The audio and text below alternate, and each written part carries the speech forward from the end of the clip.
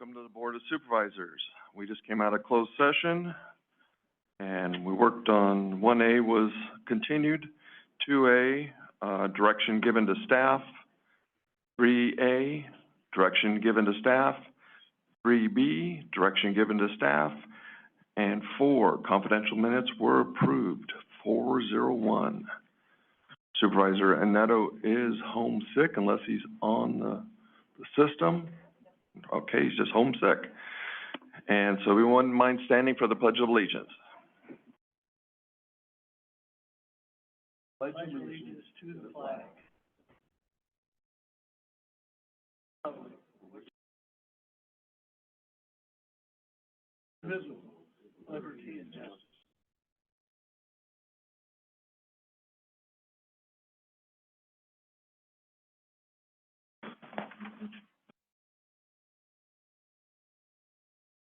Public matter is not on the agenda. Discussion items only. No action to be taken. Any person may address the board at this time upon any subject within the jurisdiction of Amador County Board of Supervisors. However, any matter that requires action may be referred to staff and/or committee for report and recommendation for possible action at subsequent board meetings. Please note there's a 3-minute time limit. Anybody from the public? Anybody on Zoom? Thank you. Board, anything from the board? Okay. I would like to add in, I was able to attend the Jackson Parade. That was done by the American Legion. It was a lot of fun, and one of the things I always get is being a military veteran is, thank you. Well, you're very welcome, because it was an honor to be in that parade. It was an honor to serve this country. So thank you. Okay, the next item is approval agenda. We need to add addendum number 1A to 5L, Jackson Valley Irrigation District. And then one item to remove, Survey Department requests item 6B removed from the public hearing and not continued. Mr. Chair? Yes. The representative from JVID is here. Do we want to move him, bump him to the further up the line? What you suggest? Do you want to sit here all day? Oh, okay. I don't know. How about we move him after B? There you go.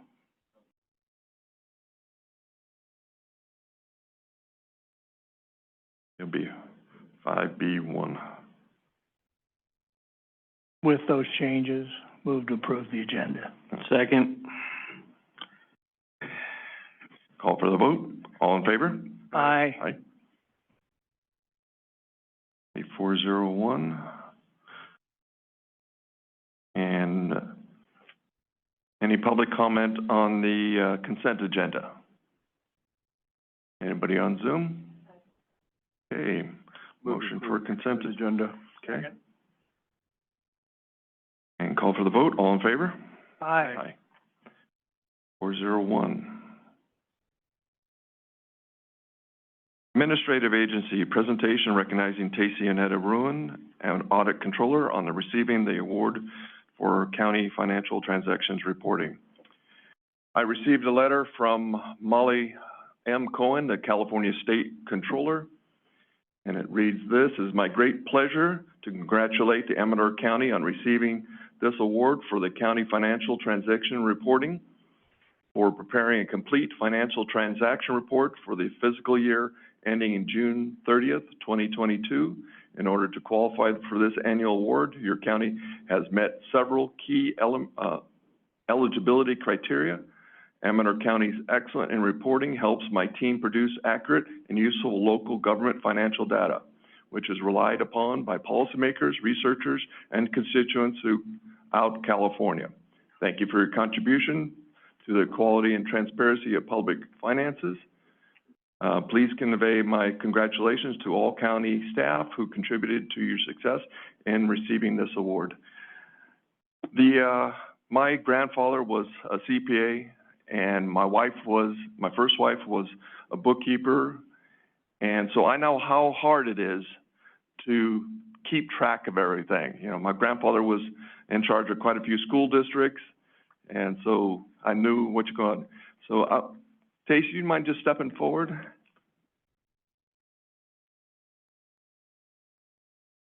And I also know that accounting is such a nitpicky little thing. Every I needs to be dotted, every T needs to be crossed. Everything that your staff has done has been outstanding. To be recognized by the state, you and your staff is just outstanding. Thank you. Thank you very much. Here today, thank you. Oh, I appreciate it, and my staff is amazing. They are. And, they've done an outstanding job. We have a good team, and I know we're proud to serve our county in this capacity. Yes. Thank you. Thank you. Great job. Thank you. Okay, we will continue on to update of the progress on the Veterans Memorial Park in Plymouth and discuss future funding for the project.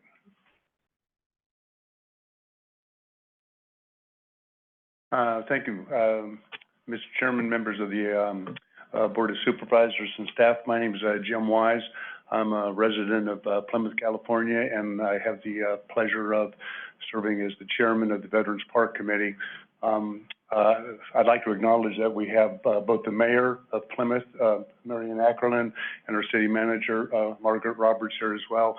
It has been a joy to be able to work with these two members of our community and our local government. The Veterans Park Committee is a joint committee that represents a collaborative effort between our Rotary Club of the Plymouth Foothills and the city of Plymouth. We have a city park that we are dedicating to all of the members of the District 5 supervisorial district, that's Supervisor Aneto's district, who have provided military service to this country.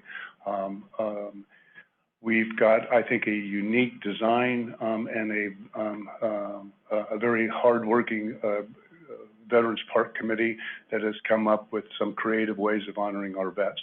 I would point out that this Board of Supervisors has previously provided us with funding that allowed us the acquisition and 50% of our initial cost to acquire black polished granite, and these are two types of granite installations. The names of all of these service members will be etched on these granite slabs, and they will serve in a semicircular pattern around the flagpole in our park. We've also got some black granite benches that will accompany those granite slabs to allow for individuals to have a contemplative opportunity in front of those slabs. We've also got some smaller slabs upon which we're going to install composite brief narratives of each of the service branches with a little QR code that will be linked to a Wikipedia page that will always allow for an automatic update as more information or better history about the background of each of the service branches is known and revealed. Where we currently stand is we have acquired the granite. We are now at a point where we can begin the engraving of the names. This has been a slow, deliberative process because we've had to do thorough investigative research on thousands and thousands of names of individuals that have served in the service branches from our community.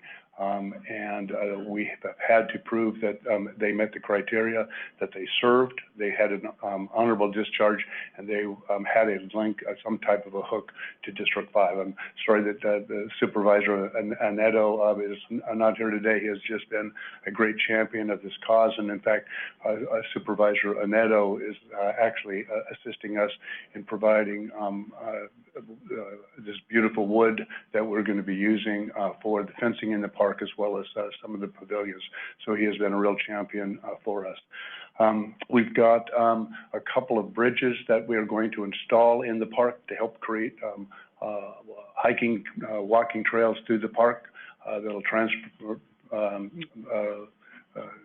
transpire over a Arroyo ditch. We have secured some bids as well for the creation of those trails. And we've got a volunteer group all ready to go to provide the fencing for the park, for the landscaping for the park. I know that we have submitted to you a proposed budget that which remains, as well as a current status update of where we are in the park and what we're trying to do. I don't know if this is appropriate time. I wanted to provide an update, but I think it might be appropriate for us to come back to you and actually ask for the funding once we have the board at full strength. But at least I wanted to provide you an update to let you know that we have made really terrific progress, and we're about ready to begin the engraving of the I've indicated to you that we have about 600 names that will be engraved. That's not quite accurate. It's closer to about 525. But I would also point out that this is a dynamic monument. As more individuals, men and women from our community serve in the military, those names will be added each year, so that this will be an ongoing park. We'll have a couple of pavilions. The plans are also for us to, at some point, put a restroom in the park. That's the single largest item on our of our budget. It's a big ticket item. That's one of the few things I don't think we can get supplied to us by volunteer purposes or donated to us. But to the extent that we can get any and everything donated, we're trying to keep these costs down and make this a true community driven project and make this an interactive park for our community, so that reasons we're honoring people by having their names there is very important. And I appreciate your comment, Mr. Chairman, about serving in the military. And this is the type of recognition that we're trying to provide to everyone else. But we can't provide that recognition unless we make it a viable, intriguing park and people actually come and put eyeballs on those names. And that's our goal. Agreed. And I'm happy to answer any questions if anybody may. Any questions from the board? I have a question to direct to our council or CAO. This has to abide by prevailing wage, so the volunteer work that they're talking about, can that be done and go around prevailing wage? It all depends. It's kind of a complicated issue. We'd need to know the details before we could answer that question. May I offer maybe one insight here? The contracting entity is actually the Rotary Park Foundation, a 501c. And I know that if this was a endeavor that was organized by the city, I believe the prevailing wage requirements would hold. But because it is that foundation that is the contracting entity, I'm not so sure that the prevailing wage considerations actually are at play here. But I may be mistaken. I understand that. I think our council needs to look at it because it is city property, correct? That is correct. Yeah. So I guess the other question would be, since the city of Plymouth is here, would the city of Plymouth entertain taking the money and completing the project along with the Rotary? I obviously can't answer that. Yeah, I know that. Yeah. But I would point out that the city has similarly also advanced funding for our project from city coffers as well. Are all of these estimates put on paper in consideration of possibly having to use prevailing wage? They are. Good. So this is, if you will, the high water mark that we're looking at. But you're not asking for money right now. You were just giving us an update, correct? Right. I think that the most prudent course of action. Okay, Okay. understand. I'm not a big fan of prevailing wage, but my feeling is wherever you can cut corners, cut corners. Maybe I shouldn't have said that with our council here. Okay, anybody else from the public? Anybody on Zoom? Hey, thank you very much for the. Appreciate it. Okay, on to 5B1, the addendum number 1, Jackson Valley Irrigation District, discussion and possible action relative to a request for the bridge loan increase of up to $250,000 from the Amador County Water Supply Fund for the JVID emergency projects related to the storm events of December, January of 2023. Stephen Frederick, Jackson Valley Irrigation District General Manager. Really appreciate you guys moving me up on the agenda.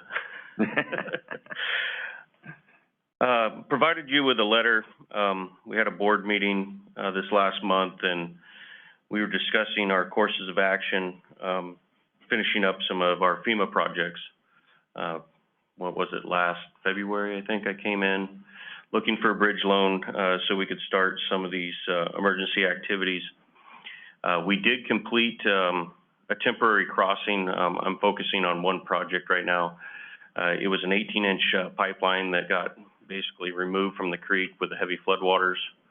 Last year, what we did is we went in there under the emergency and temporarily put what we call HDPE, the big, basically hose flexible line across the creek, just to get people back into water so we could start irrigation season in April. And then the idea was take a break. There was a lot of environmental stuff, of course, being in the creek that we had to tiptoe through. And the idea was get to the part of the season where the creek was the driest. And we went out to bid. We had 2 local contractors that put in bids. Rock Morgan Enterprises received the bid for $170,000 to permanently install this pipe through the creek. I'm working with Weber Guillaume Associates, engineering firm out of San Andreas. They also oversee the city of Jackson and Calaveras Public Utility Districts on their FEMA projects. And they've slowly been getting funded. I think city of Jackson is starting to see some money and maybe CPUD from what I was told from the engineering firm, but I have yet seen any money. We were kind of a special case because we were one of the larger impacted agencies in the county, so they really kind of took their time with us. I'm kind of thinking maybe by the end of the year we'll start seeing some funds. It might not even be the fact that I need this increase to the bridge loan. We might get reimbursed that $500,000 and are able to pay the contractor through that portion of the loan. But I would like to ask for a $250,000 increase to the bridge loan, and it'll only be used as needed. Do we have room in the bridge loan fund? Yeah. The water fund? Yeah. Still have over $1 million in there. So good. And when would it be paid back? Or it's just for cash I hate to throw. You got to call your FEMA. Right. So this is just for cash flow purposes. This is 100% cash flow. Yes. Okay. All right. So it could be up to like a year or 2. I would say a year at the most. I'm hoping the next few months. Okay. I'm just in a bad spot because I was expecting this $500,000 to start getting refunded. Yeah. You know, it's almost been a year, but Yeah. and that's where I was said. My engineering firm said Understood. people are slowly starting to see some. But FEMA this round, I don't know if you guys heard, but they're a little slower than the 17. Well, they've been hit quite a bit. They almost ran out of money. Yeah. Yeah. Are you prepared for this season? Yeah. I think if we can get this pipe across the creek, which is my biggest hurdle to get done this year, I'm guessing that's going to be done by early December. He's down there currently right now as we speak working. You know, I just got a bad feeling it's going to be another big winter. Yeah, well, that's what they're saying. It's going to be a wet winter. It may not be as much snow, but it's going to be but a lot of rain. let's put it this way, the damage has already been done last year. I'm still in the process of fixing, some stream banks and levees that I have jurisdiction over. That'll take me into next year. Hopefully by then, this bridge loan will be paid down, and then I'm able to pull from it, Okay. next year, but. Yeah, in case you didn't get the memo. Our track record with bridge loans for these has been stellar, hasn't it? Yes. Yeah. Yeah, it's worked out whether it's been, JVID or AWA. It's, Yeah. Yeah, it's really helpful. I will add that as part of the discussion, Richard, he likes coming to our meetings, but he wasn't here when we discussed this. But, you know, the board did discuss about pulling from their reserves and using the bridge loan, and it's just much easier to keep this in a package, the FEMA projects, with the county and using the bridge loan, to do that and, not put the burden on our reserves. Take it out, it's hard to put it back. Yeah, but, Maybe you know, it has a good track record of paying the loans back too. Mhm. Yeah, that's what I meant, yeah. yeah, when we get the money, it's up here within a week, it seems. Any other supervisor questions? Okay, any public questions? Public comment? Okay, anybody on Zoom? So do we need a formal motion on this? Well, yeah, I was gonna ask you, do you want to, so we had an agreement, it was 2023, it was a $500 loan, a $500,000 bridge loan, so we would just change that amount. There you go. And that would be the only amendment to that agreement that you approved last year. So it's up to the board whether you want me to draft that change and bring it back to a future meeting, or you could approve it now and authorize the chairman to sign it. I would like to make a motion to approve the $250,000 increase to the bridge loan on the same terms as the previous loan and just incorporate it into it for repayment. Second. So one comment, I don't know if that had an end date. Do we have to extend an end date? I was gonna check with you that it's I was just looking at it, it's, I think it's 2027. Okay, I think that's plenty of time. Let me double check.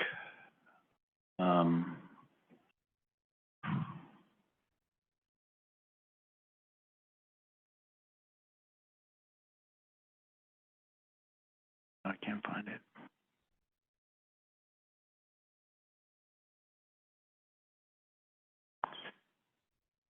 Repaid in full no later than January 31st, 2027. Yeah, I don't think that's gonna be a problem.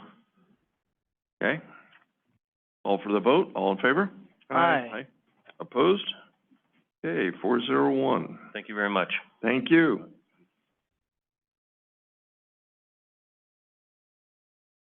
Okay, we're on to 5C, General Service Administration, Safer Streets and Roads for All, Grant Acceptance for Suggested Action.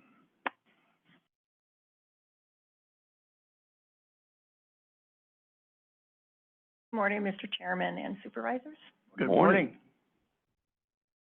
So, I'm very pleased to let you know that our, application to the Safe Streets and Roads for All grant has been accepted by the United States Department of Transportation. They are offering us $800,000 with a 20% in-kind match of $200,000. So we have $1 million to work on this project.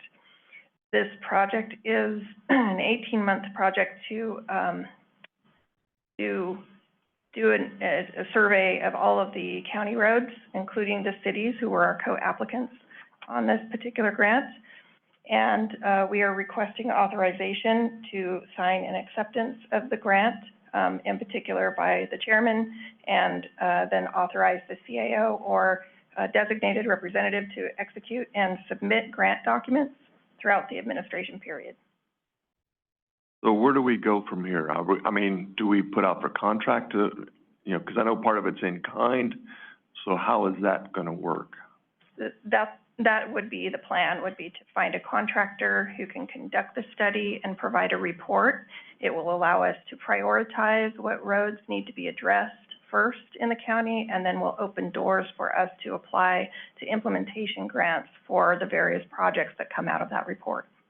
So staff still has to, we're still working on a plan for how we're gonna address the in-kind side of things.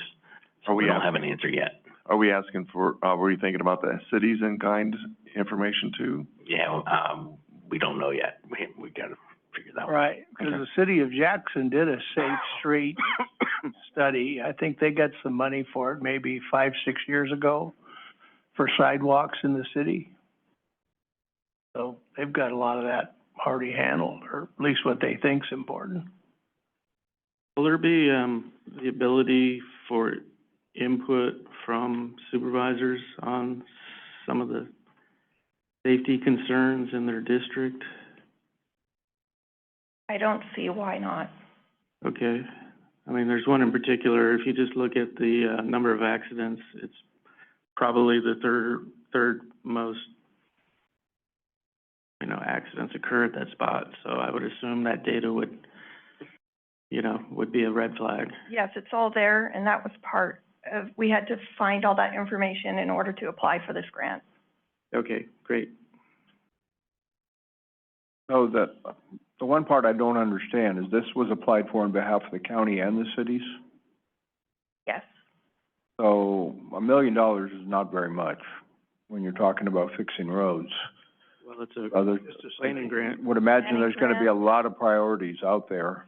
Right. This is a planning grant, not an implementation grant. So this isn't actually going out and repairing roads. It's actually looking for the safety issues in the county at large that need to be addressed, that are kind of the places where we see typical accidents and things like that, and what options there are to make that better.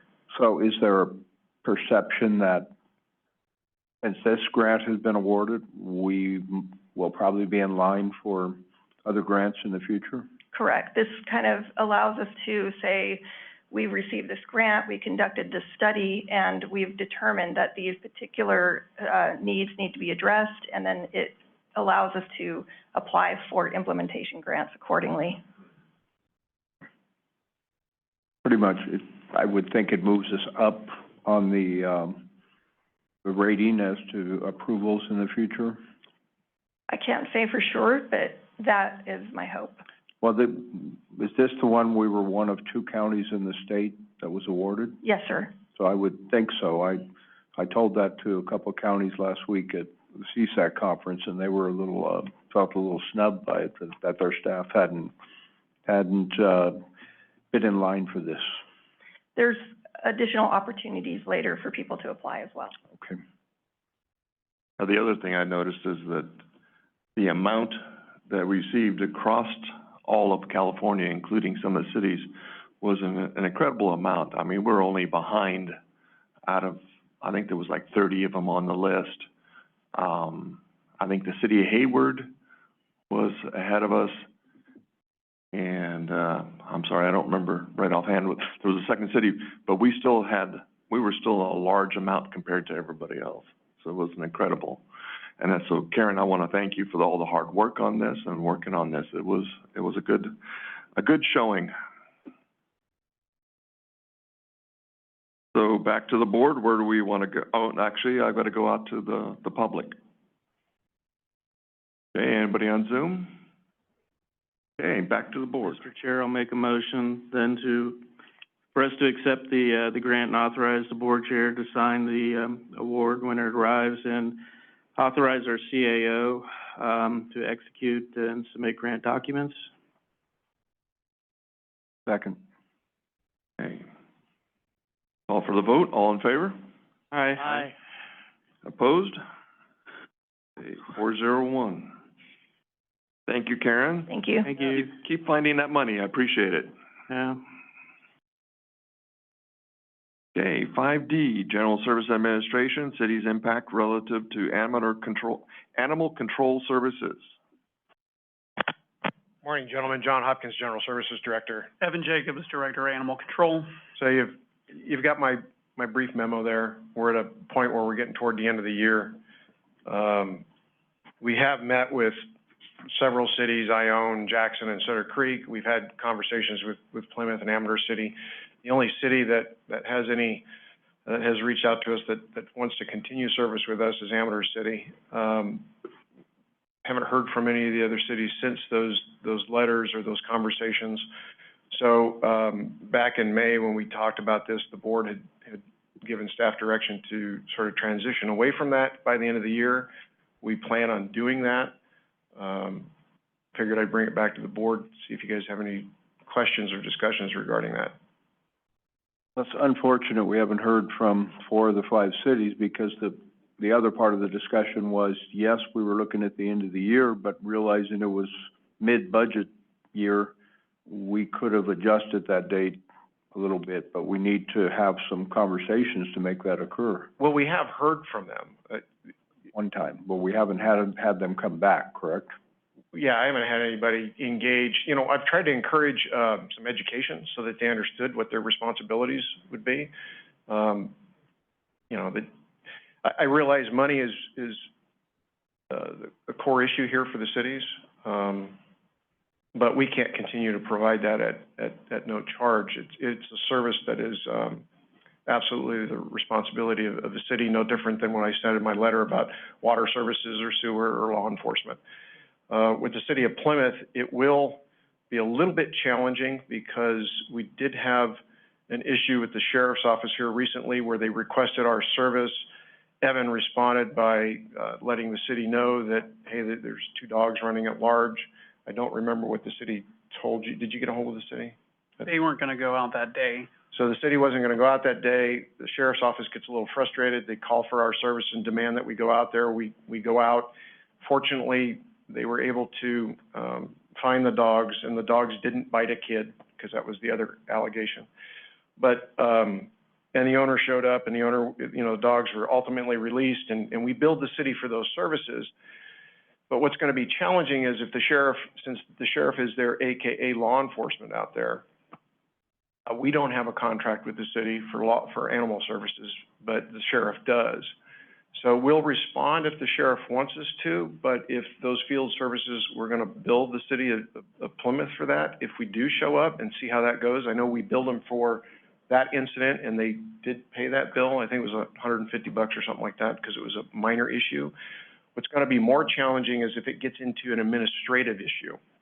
So if the sheriff believes animal control should go out within the city limits and it requires a pre-seizure, post-seizure notice, or it requires a bite and any action with quarantine, or any of these administrative issues that drags council into it, or any of that kind of stuff. So we'll have to have further conversations with them on how that's gonna be handled. But even with all of the cities, in the agreement that I gave you guys as an example in May, council services were born on the cities. We didn't want to get involved with that. So we provided field services, we provided shelter services if they wanted it, but legal services, that was, we said, you're on your own. So other than that, we're at.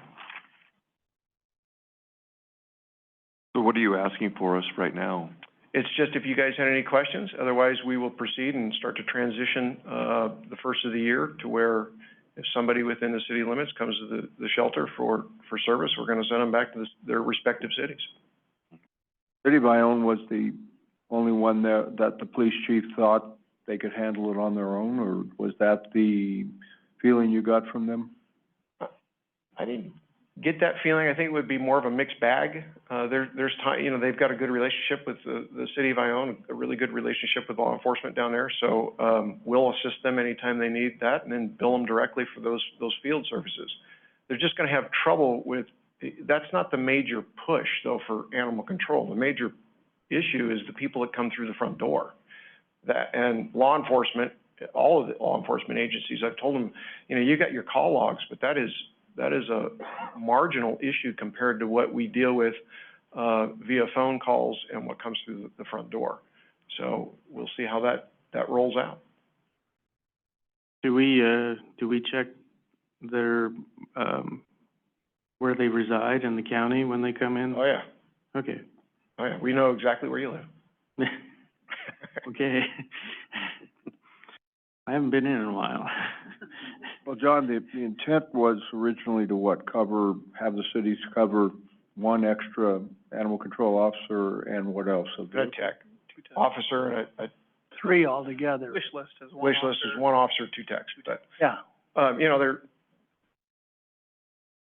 In addition to what we have right now, and right. that's mainly to cover what you felt was the city's portion. Right. And since none of the cities helped to build the new animal shelter like they did in San Luis Obispo County and other counties, I think we've let it go too long where it looks like the county is always gonna absorb it, and we can't absorb it anymore. Well, the county absolutely has been extremely generous, over the years, and it's just built up to a point to where now costs are, you know, it's hard to ignore. It's also, when I did some homework, it is, like I said, it's one of those services that is not, it's distinctly, the city's responsibility. So, it's not that we don't want to provide service or help them out, but they need to take responsibility for those services, just like they do water or sewer or law enforcement. It's their charge. And so, you know, we're at this point where we will still continue to help them and be a resource if they need us to, but we're just going to direct bill them for it. Without, a contract to each city? In those circumstances, I'm not sure what else to do. I recognize that the cities are, ill-prepared, or they're not prepared to deal with all of those resources, the things, the services that we provide. I recognize that, whether or not they do or not. I think the city of Bayonne does, the city of Jackson maybe, Sutter Creek for sure, Amador City for sure. I think they're just hoping that they're, I don't know if it's kind of like monkey see, monkey do. Well, my question for council is, I mean, we're in a situation, we don't have a contract, we bill them, are they obligated to pay it then?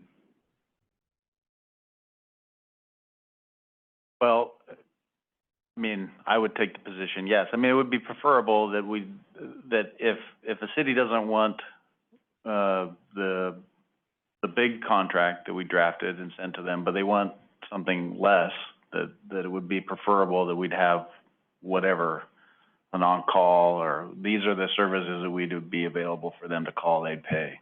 I'm not all that concerned if we got a call for assistance and said, okay, we'll come, but we'll pay you, and they say, okay, that we wouldn't get paid, or have a recourse if they chose not to.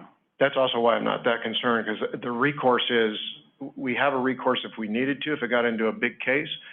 And the other recourse is, we just don't respond then. If if you burn us, we're just not gonna not respond.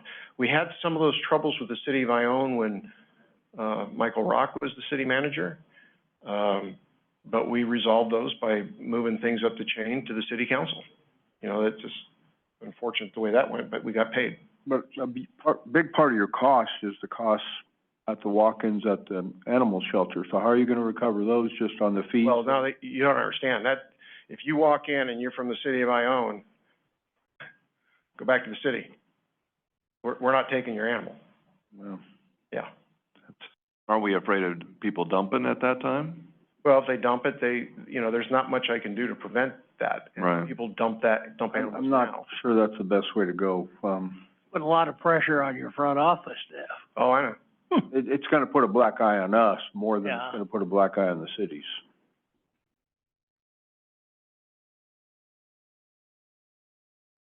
So can the cities afford to contribute anything? My guess would be whether or not they're able to and whether or not they're willing to is two different questions. I will say this has come up in some other jurisdictions that provide law enforcement services, and I came across this, it's a government code section, it's 51350. And it says, a county which provides services through its appropriate departments, boards, commissions, officers, and on, shall charge the city all those costs which are incurred in providing those services, so contracted or authorized. But it excludes overhead costs, so, certain overhead costs. So, I mean, we're authorized to provide services to cities, but we're also, I mean, the language in the ordinance and the statute says shall What, shall charge them the cost for those. what document is that? This is the government code. From the state of California? This is the the California Okay. government code. So we do State have statute. Yeah, we have. some we can- obligation, and then they have some obligation too? Well, I guess what it sets up is we're authorized to provide services, whether it's fire, law enforcement, animal control. But the state envisions that we will get paid the cost of what we're providing to another jurisdiction. So that's not explicitly in there, What's not? them paying us? No. Okay. But we're obligated to But I provide mean, the I service. guess the question is, you know, technically, paying a portion it doesn't necessarily comply with this statute. Well, it's better than nothing. Well, it is, but I'm just telling you, But based on that, we really can't refuse them. no, we can refuse them. No, Yeah, if they're willing to pay, but no, it's still a contract. We're not obligated to provide services Not at all. to a city. Under the Food and Ag Code and the We're, Safety Code, we do not, or we are not required, Okay. to provide All right. services. So, just says a county which if we do provide services, we're supposed to charge them the cost for providing that service. okay. You know, the other thing that I think the board should realize is we get, numerous people, it depends on the shelter, but, Calaveras is, I would not, say is equivalent to our shelter here in the way that we handle and treat animals and care for them.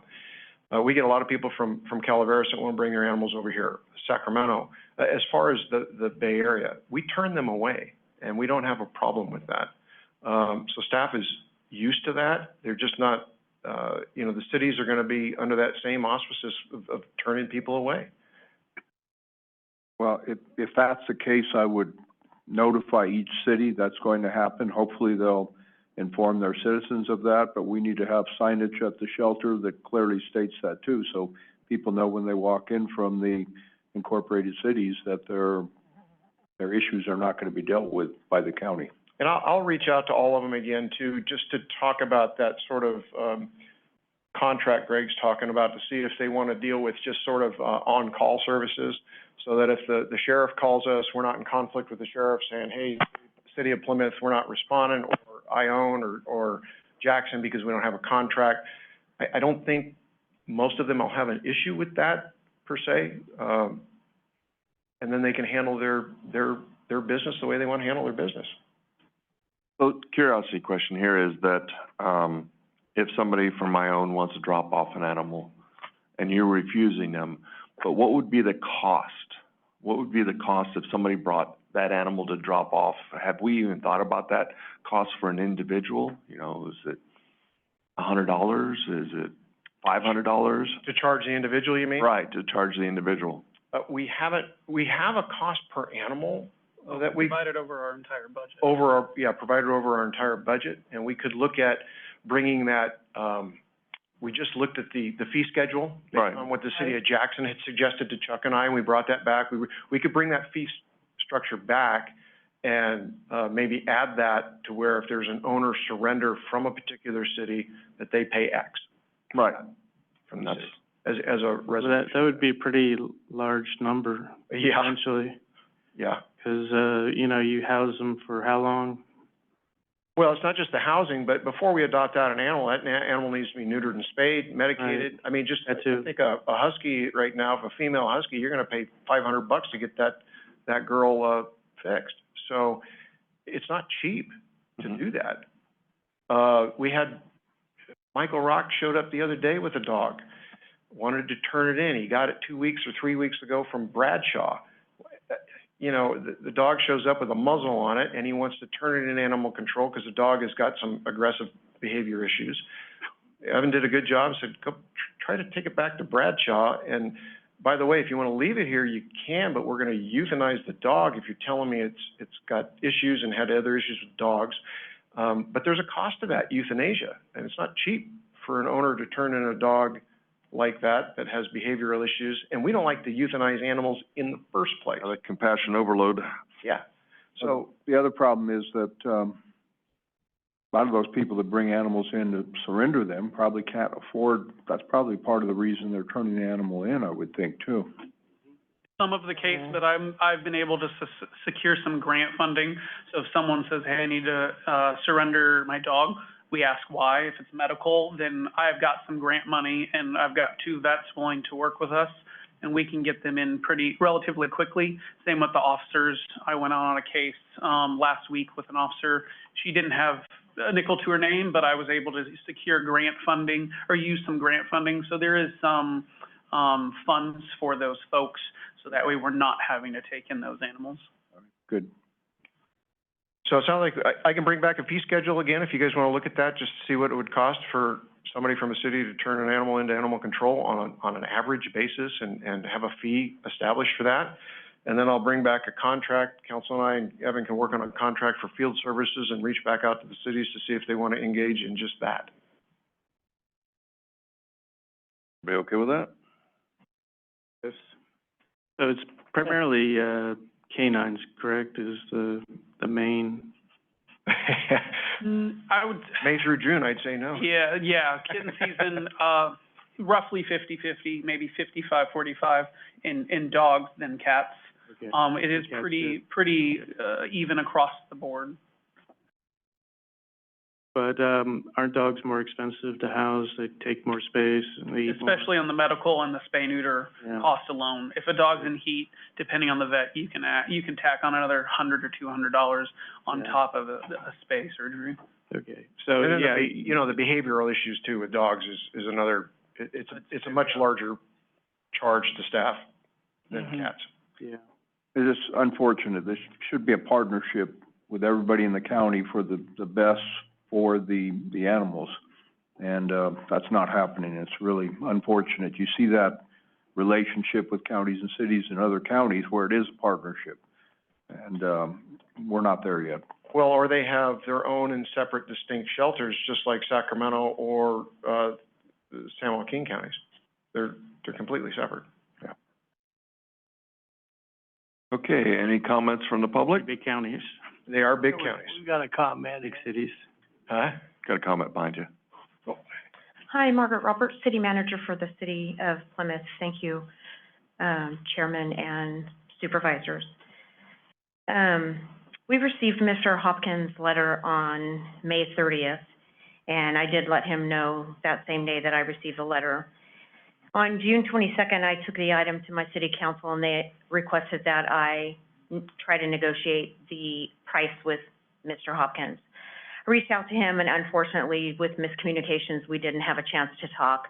In early August, he and I did talk, and the bottom line was, his comment to me was, the price was $36,803. If I didn't like it, then we could take over services ourselves, that it was ultimately the city's responsibility. That was his quote to me. And then he said I could have 2 council members come and meet with him, and he could explain to them why the cost was what it was.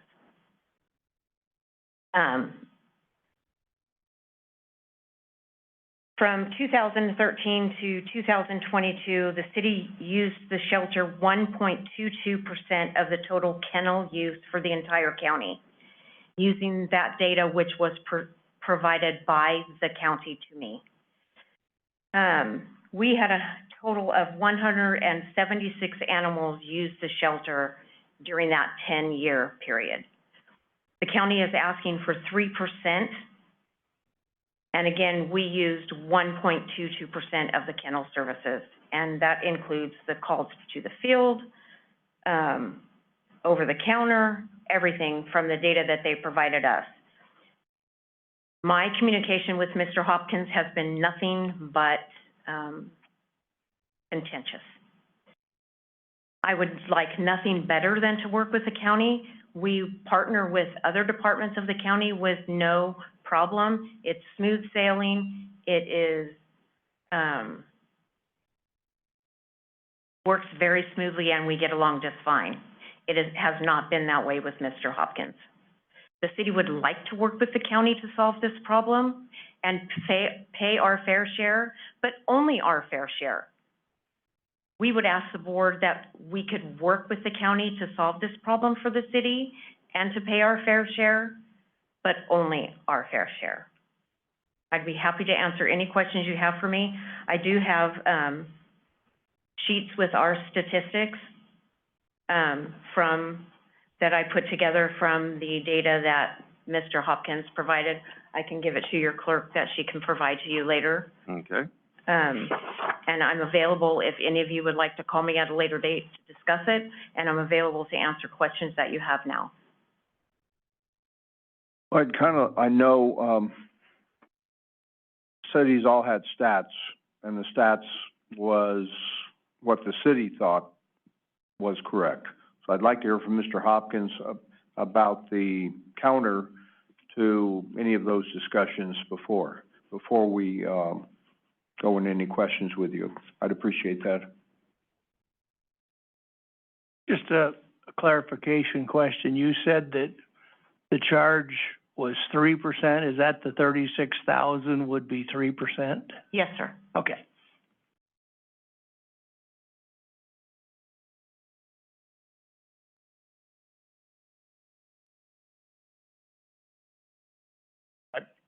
I don't have her information. I don't know what information she has. I need to take a look at that and dive into what she's got. Well, I mean, her city manager's position from the stats was that their impact on the shelter was less than 2%. I think it was like 1.2% or something, so. Right, so what you guys saw in May is exactly what I gave to the cities. You guys, we talked about that, you know, how we came up with those numbers. It's based on population. We have looked at several different population stats in regards to animal control services, but, you know, the data is the data from what we have. I don't know, Evan, if you've, I mean, I get it from staff, so. We took it based on the human population, not the animal population, because 1 year, City of Jackson, for example, and don't quote me on the year, but recently we took in 120 animals, and then the following year it was close to 180.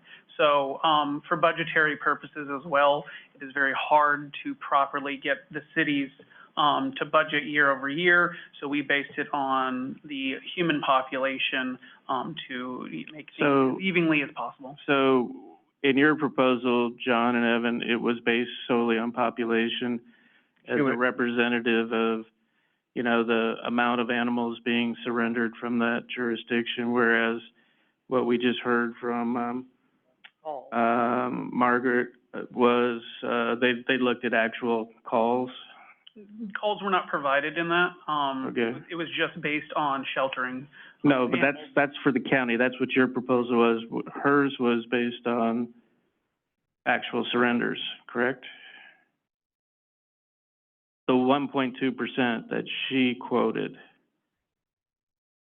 I think we'd have to have her. I think she should clarify.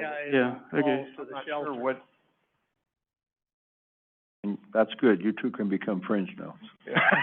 Came from the kennel statistics report that was provided from Mr. Hopkins. So these are actual animals surrendered. Right, and it was, and it also had confiscated animals, disposition represented, euthanasias, owner surrenders. Okay, so our calculation was based on Strays and transfers population, and returns. so it's different. So there is a difference, but Two number plots are different. We have our citizens call us, and we respond out. We pick up our own dead animals. We encourage our citizens to call us first, since we're so remote, and we try to handle our stuff before we have animal control call out, so that we call animal control when to have animal control call out, so that they're not coming out if we can handle the situation ourselves. Our Public Works Department is more than happy to handle the dogs running loose and such. We had to call animal control out recently because the report to us was the animal bit a person and bit a dog. When animal control picked up the dogs, they didn't go out to the resident and even verify if that had happened before they released the dogs back to the owner. That was very alarming for us. So they released the dog without confirming if the dog had current rabies or any of that information, that put the city on the liability side. So what are you gonna do if we do not provide this service to you? We'll find other services. Okay. There's other services available. He's very difficult to work with us. You sound about the same way. I'm very frustrated. Evan, can you remark on the Yeah. calls and the statement that of Animal Control's recent performance? Yeah, let me talk about the recent one. The sheriff's department confirmed no child was bitten, and no animal other was attacked, because it came in to us as a child was bitten and dogs were attacking other dogs. The sheriff's department, I believe it was the sergeant at the time, confirmed none of that happened, so we felt secure releasing the dogs back to the owner. Again, it's not our mission or to verify licensing or rabies information, because it was within the city limits. We were there purely for public safety. As far as the stats go, what was provided to all of those cities was the animals that came into the shelter, whether over the counter or in the field. It did not include calls for service if an officer went out to that city and handled a bite report or aggressive dog. Strictly, those were the animals that came in to the shelter. Last year, we had 8 calls for service to our city. That's not a lot. Anything else from the board? Well, so I was just gonna say, this doesn't, I've said to all the cities, it doesn't need to be contentious at all, because the cities are more than welcome to provide their own services, and it sounds like the city of Plymouth is more than capable of doing that, so, there's really no argument there.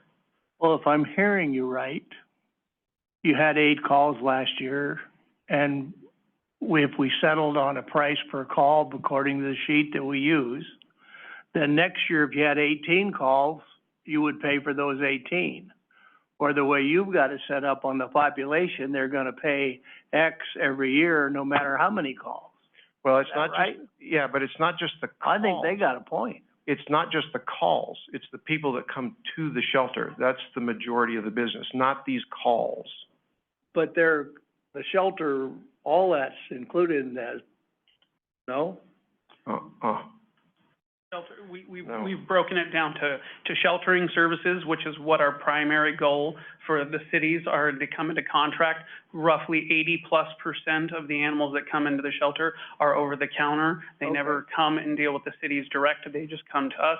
And then the other component, the smaller component, is field services, where an officer will go out and handle, whether it's a bite report, an aggressive dog, or the city needs a potential issue for enforcement. So it's 2 components there. But you do know where they're from.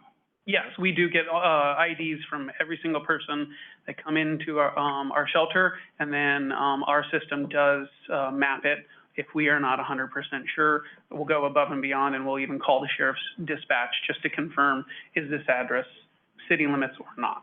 And Evan, if a person brings the animal in and we say that's a City of Plymouth's issue, we don't accept the dog, and the City of Plymouth doesn't, I can't imagine any city having a mechanism to take care of the dogs or cats, then where do they end up? They try to take them to some other county, or they turn them loose, or? Counties don't, we would never accept a Calaveras County animal and vice versa. And then for that, that would be up to the responsibility of the city on how they would like to proceed on taking in an animal or not. Yeah, another thing that's somewhat overlooked is, even though you're surrendering a pet, and there's so many that occur in Plymouth, we still have to operate and maintain a shelter, an actual physical building, and that costs money too. That's probably not, explicitly being, seen in some of these calculations. Maybe on a per population basis, that funding is being realized, whereas if we just a la carte everything, so maybe the true number is somewhere in between, but the idea that, well, we only had 10, that's all we're going to pay for, may not be fully accurate or fair. paying their fair share, because it's not just the individual, surrenders, it's also, you have to have a building, you have to have a place to do that. It takes electricity. You gotta have the roof that doesn't leak. So it's a little more than that, it's a little more complicated. I understand Margaret's point too, but maybe there's somewhere in between. Well, and there's a lot of administrative issues that go along with animals, whether it's a bite or an accident, and the medical care that goes along with it, the neutering and spaying, the rabies reporting, all of those things that go along with what running a shelter takes. Yeah.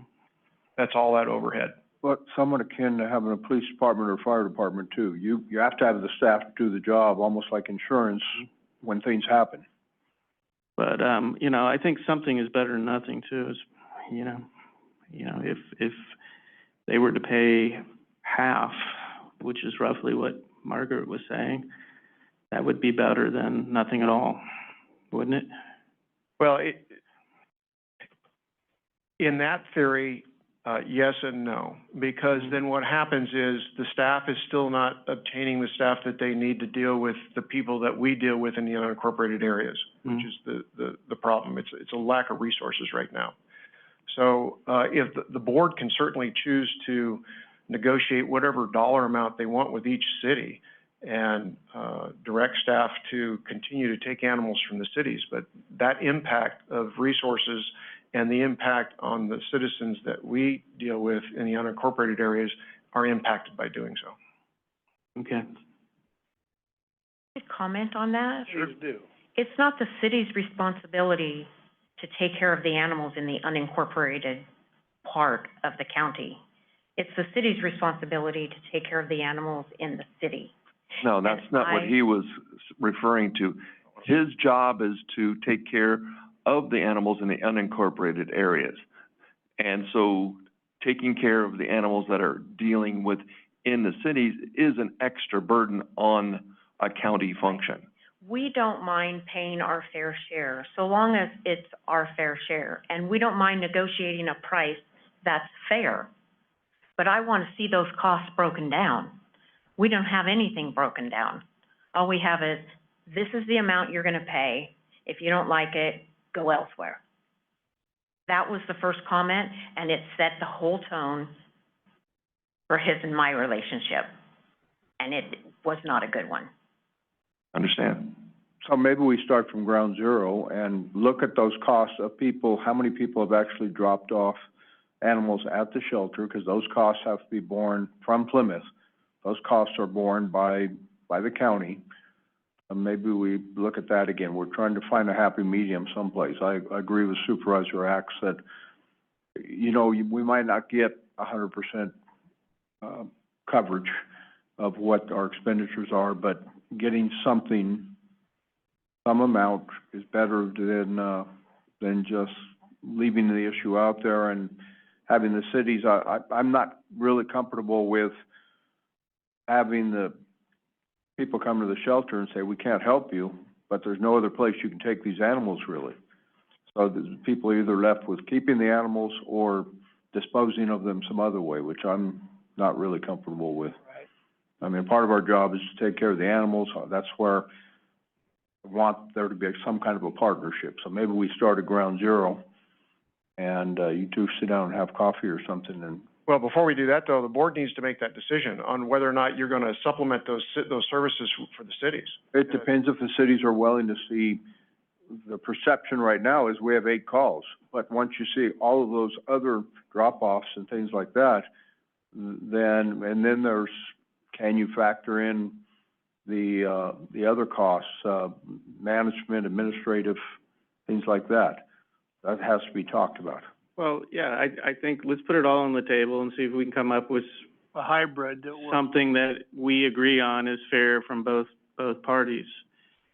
And if we can make a deal with the city of Plymouth, then maybe we can propagate that with the other cities. But I mean, what's fair to you and what's fair to Margaret are, right now, they're not in alignment.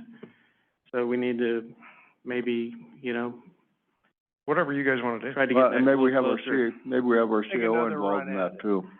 In the first first meeting to try and, come to some understanding. Okay. Let's go ahead and bring this back to the board, you know, iron things out. Margaret, one of the things I would ask you to do is confer with, Chuck Eiley, and with anything that happens with any staff member that you do not appreciate, because he's the next person up the chain of the list. Okay. I think we have another comment coming. Oh, we have He's making his move. Reluctantly headed to the podium. Chairman, Supervisors, thank you very much. I actually didn't come here for this topic at all. Go ahead and speak your name, please. Hmm? Say your name, please. Steve McLean, Mayor of Jackson. Thank you. I actually came here for a Chamber of Commerce meeting, but it was canceled, so here I am. Dressed a little bad here. My son owns Guy Center up the hill, and he made me the senior cardboard recycling manager. So I have no staff or any pay, but got to come dressed for it. Anyway, from the city of Jackson's perspective, I'd forgotten about this, but we had a similar experience as well. We got a proposed bill from the county for, I think it was $172,000 bill.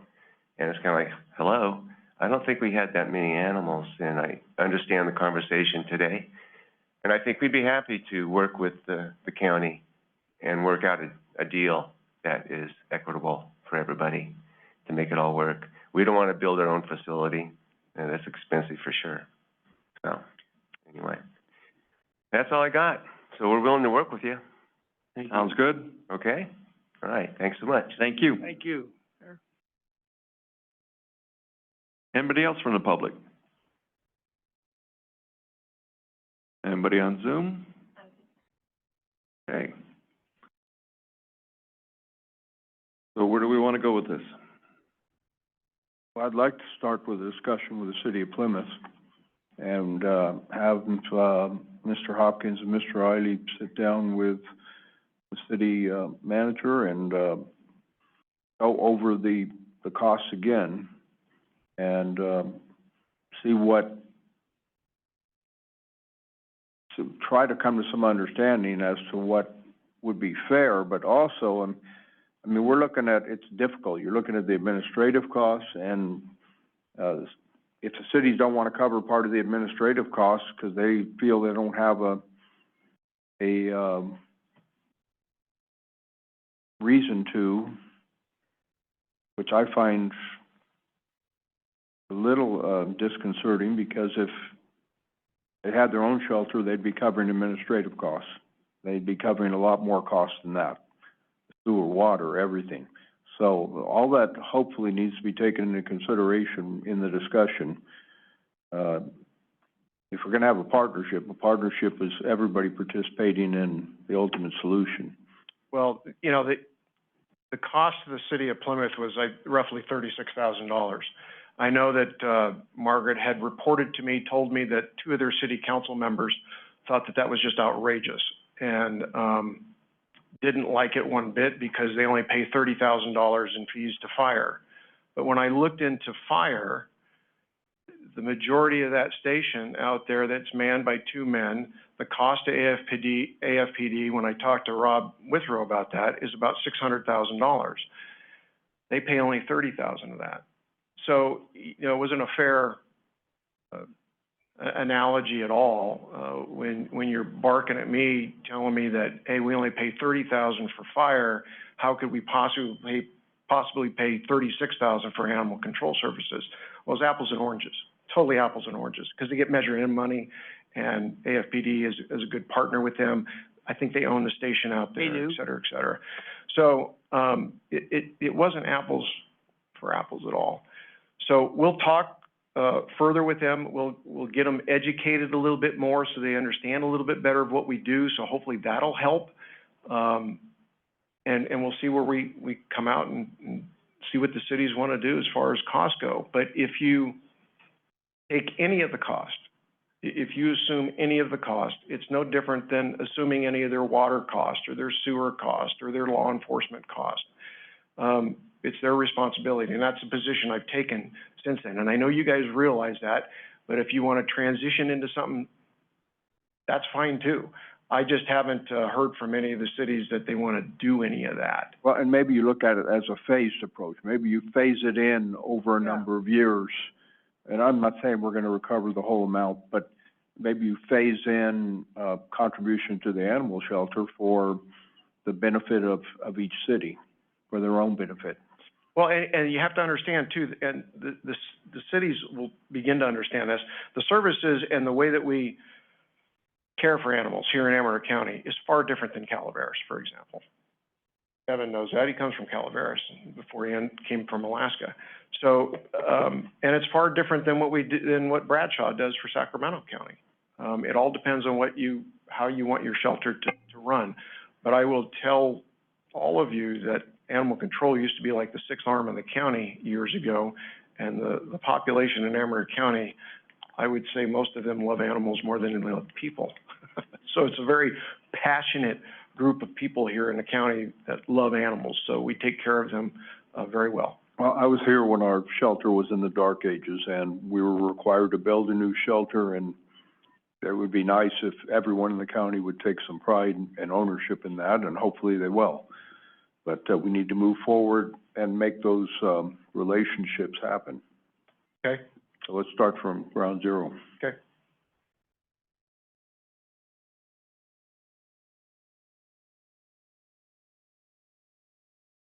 Okay, direction was given. 5E, General Service Administration, discussion regarding grant application for preservation of the DA building. Hi there, I'm back. You're back. I'm back. So we have an opportunity to apply for a grant that would apply to the project that was discussed recently about the DA building exterior that needs to be addressed. This is a grant called Save America's Treasures. It's a competitive grant, no guarantees, and it is a grant that requires a one-to-one match, so 50%. We could receive up to $750,000, but the county would have to be prepared to match that $750,000 one-to-one. The project itself has been identified as being approximately $1.5 million to complete. So this would actually be a correct amount of money if the county can commit to that amount. This is, the match needs to just be non-federal funding. So we can always continue to look for additional funding that would apply to that $750,000 match. But in this case, there's no guarantees until we apply and receive the grant. As I recall, the DA's office had 10,000, so we don't have to come up with 740,000. Oh, is that all? And where are we gonna get that from? Yeah. I don't see any use applying for the grant if we pledged our DA we were gonna try, but where do you come up with 740,000? We have remaining ARPA funds. We have funds that we've set aside for roads. Yeah. Are those two different things, or are they one and the same? They're two different things. Okay. How much in remaining ARPA funds do we have? We have about $1 million. So that this would eat up the majority of it. But some of this match could be in kind as well? I believe that is the case. Would you still be looking for something to cover this Correct. And 740? in the application, you also have to provide that information. How are we going to cover that match? So if they do affect these repairs or renovations, how's that really going to change the building? I mean, what's it going to be applied to, and then is it going to be a brand new building, or are we only going to focus on fixing a few things in it? It can't be a brand new building for this grant. Well, I'm just saying that figuratively. It's going to look like a, totally revised, when you go into a refurbished, historic building, is it gonna look like that, or are we just gonna fix parts of it, or what? It's only parts of it. Yeah. So the one-time monies back in 2017 that were allocated for it was basically to scrape and paint the building. Mm-hmm. Since then, there's structural repairs that need to be done, doors that need to be, dealt with, and that cost has gone way up, especially since 2019, to where the estimate that we got from a contractor here 2 weeks ago, was roughly about 1.6 mil. So all it's gonna deal with is the exterior portion of the building. Now, the building over time, you know, the DA, I know, complains from time to time that they don't, you know, we're not paying attention to that building. But that building in the last several years has got a new roof on it. It's got a generator. We just recabled it last year. A new HVAC system. It's got brand new HVAC. So, I mean, it's not that we're not paying attention to the DA at all. It's just resources, and, we're at where we're at with that building as far as the exterior. It's in bad shape. It's a old wood building. And now it's gonna have historical protections, as well. And SHPO, yeah, Is that one of the conditions of the grant, we have to, or was it already on the historic register? It already is, and it Yeah. is one of the conditions of the grant.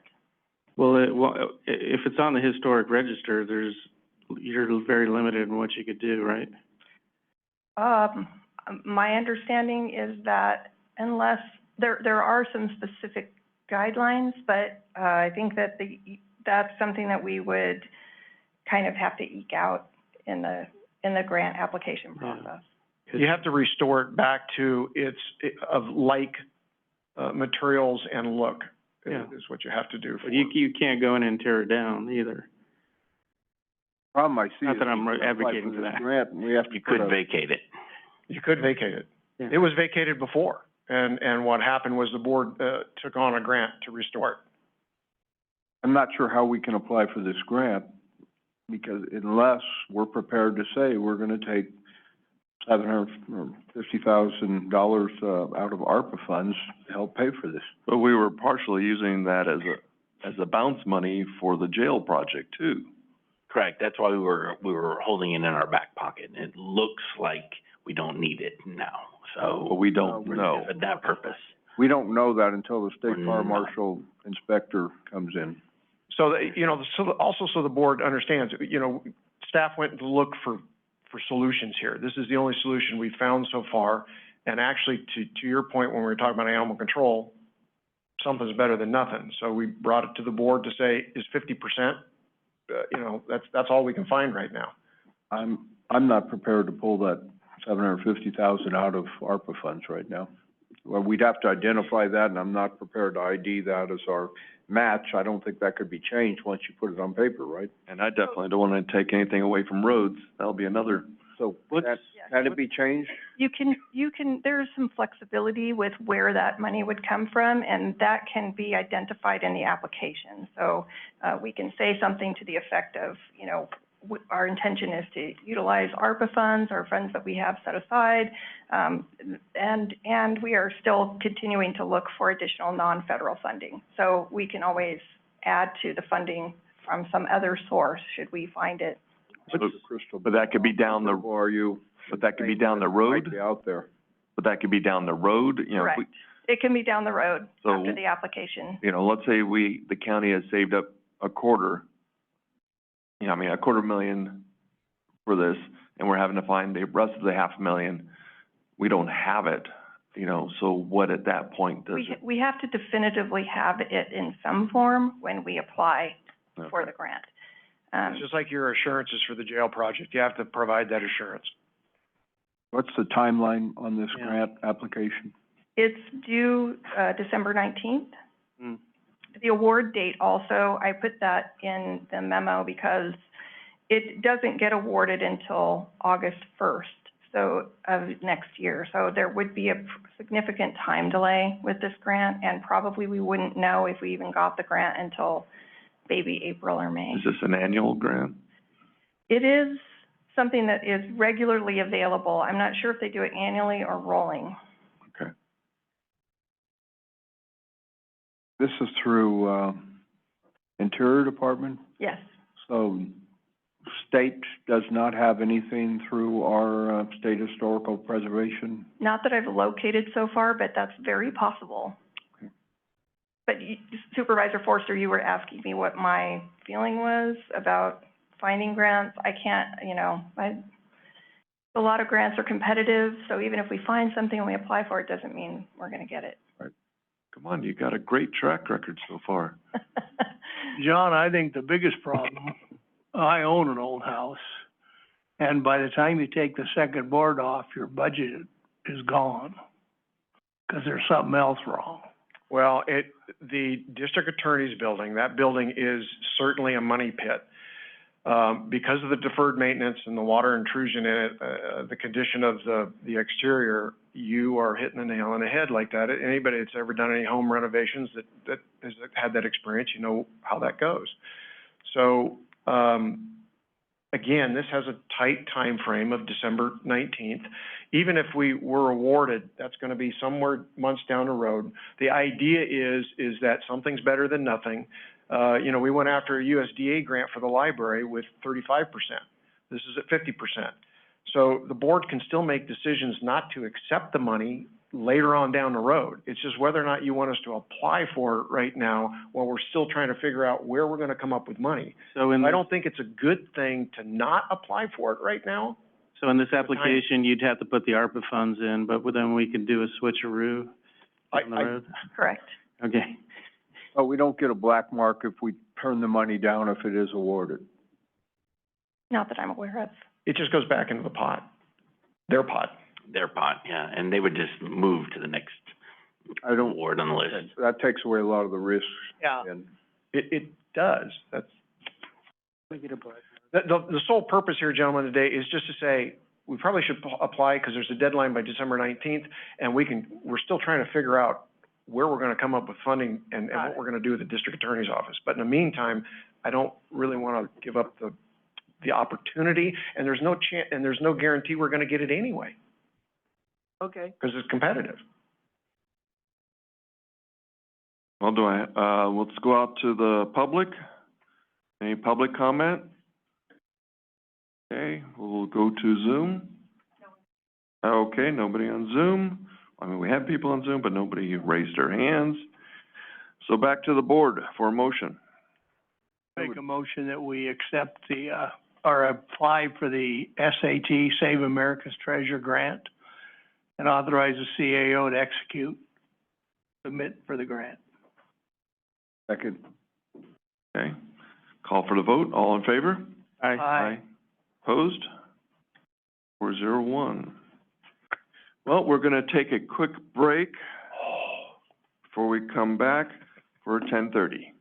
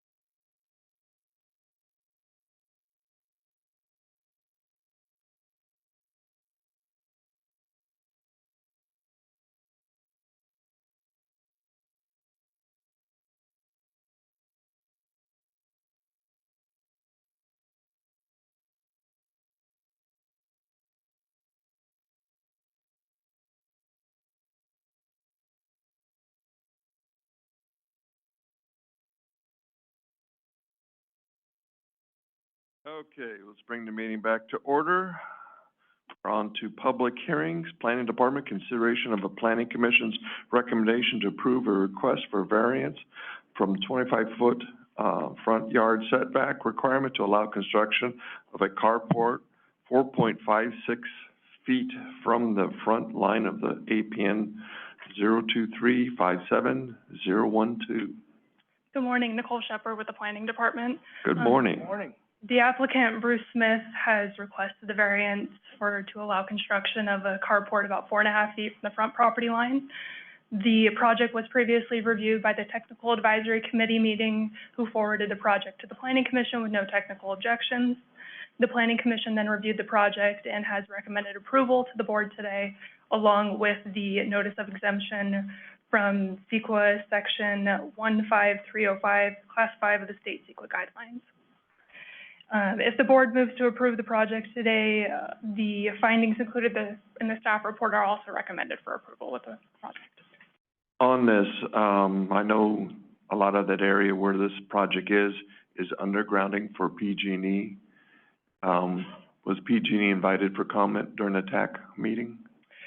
They were notified as part of the review process for CEQA guidelines. They did not respond to our invitation for comment. Okay. So Nicole, I didn't have the book with all the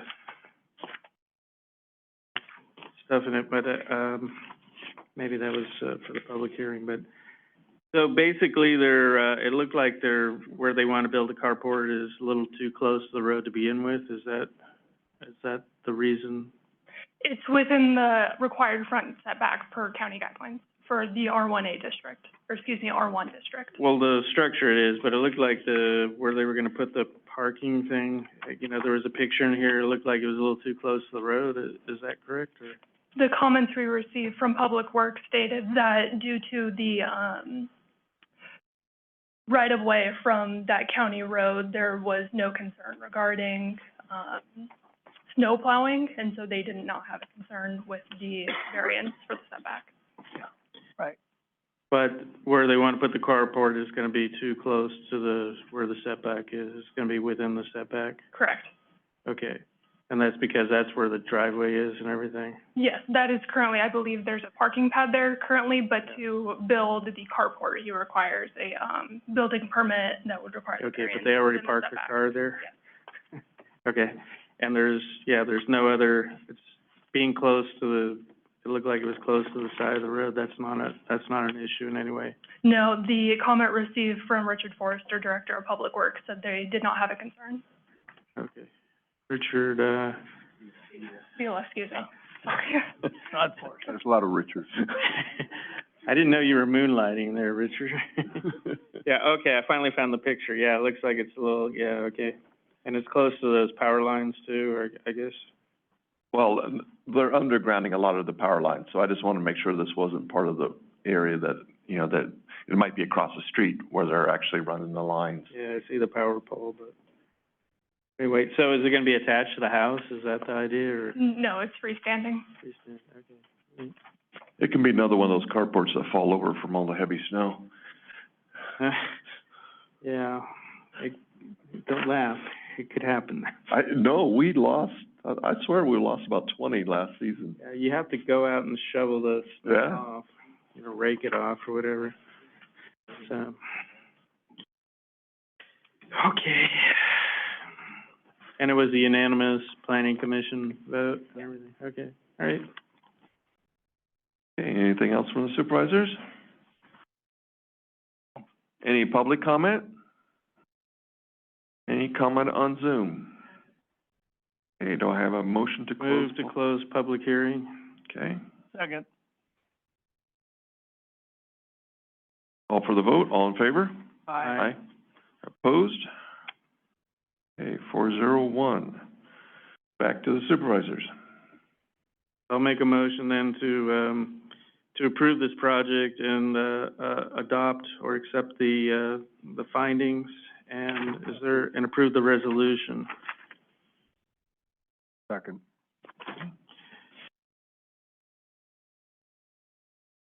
And again, call for the vote. All in Aye. favor? Aye. Aye. Opposed? Okay. Yeah. Thank you very much.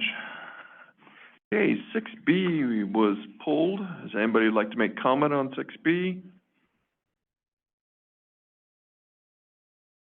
We're coming back to you. We had to go to the public hearing portion. So we will be going back. Nobody on Zoom. So we're gonna bring 6B back in the future, is that it, or? Yeah, the survey department just has to be, pulled, because I guess there was something wrong, glitch in the system. So it's Right. not being continued, it's being pulled. John Hopkins, it's your turn again. General, 5F, General Services Administration, PG&E, PSPS, Community Resource Center. Good morning, John Hopkins. The reason I put this on open session is because typically we would have property negotiations that would go under closed, and then we would come back once we negotiate things. But because of the urgency here of PG&E wanting to get going with some of these improvements, I put it on open to see if the board wants to use the Veterans Hall as a PSPS Community Resource Center during those events when OES and PG&E agree that they're going to shut power off in that area. And this is primarily because they've lost their resource at Mace Meadows up there. So they targeted that, and they're willing to make those improvements to improve the ADA stuff at the building, and then also pay us when they're on site. It also, they would not be able to use it though for any of the election purposes. So, and we brought this before the ACRA board, and their new contracts will show for anybody that wants to rent the hall that voting is number one priority. correct. PSPS would be a secondary priority. So that all the people that would be using the hall would be recognizing that. Yes. So if they actually, well, and if they shut down power anyway. Well, there's a generator there, so. Yeah, there's a generator there. So it's really at the board's pleasure, what you want to do. If you want us to move forward, we will get into that license agreement with PG&E and move forward. You said that was, the portion about the elections was noted in there. I didn't. It's in the agreement. You said the section it was in. I could not find it in the agreement.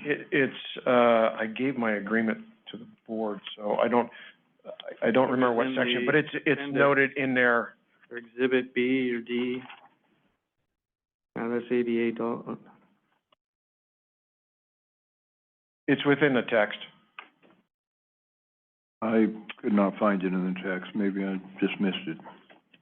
Because what if they set up the haunt in there and then we have to go into a PSPS?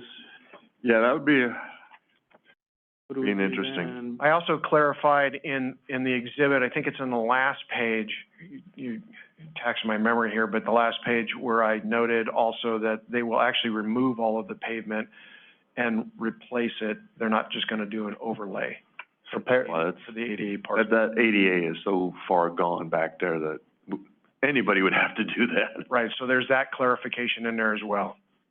Supervisor Forster, it's paragraph 1, says, it's the last two sentences or two. Notwithstanding the grant of the license is set forth above, PG&E, they're precluded from using the property for any purpose on any dates during the term of this license on which the county will be using the property for election purposes. What section is that? What page is Section that? 1 on, it's 2 of 10 of the document and 199 of your Okay. board packet. Okay, Use of license. got it. Thank you. Yep. I know it's in there.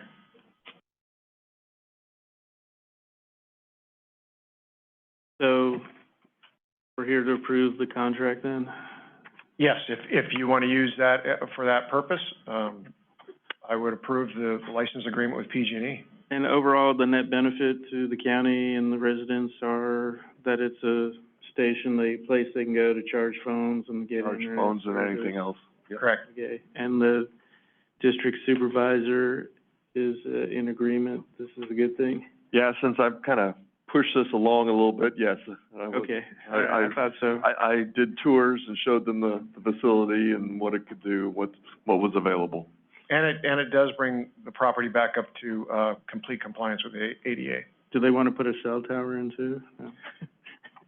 BLM won't allow us. Oh, okay. If we buy it outright, yes, we can put a cell tower, but there's a cell tower that's going very close, so it's kind of a moot point there. So, out to the public? Zoom? Okay, back to the board. I'll make a motion then to approve the contract with PG&E for utilizing the Pioneer Park for PSPS as outlined in that contract. Anything else? Is there a resolution that goes along with this? I don't think so. Okay, we have a first and a second. Call for the vote. All in favor? Aye. Opposed? Thank you very much. We're actually gonna make money on something. It's kind of a weird thing. Okay, 5G, code enforcement, discussion of possible action relative to a violation regarding unpermitted home, unpermitted electrical for garage, illegal occupancy of a trailer with unpermitted septic, electrical, wooden additions, junk code violations, and the discussion to either adopt the administrative abatement hearing board's findings or recommendations without further notice or hearing or set aside.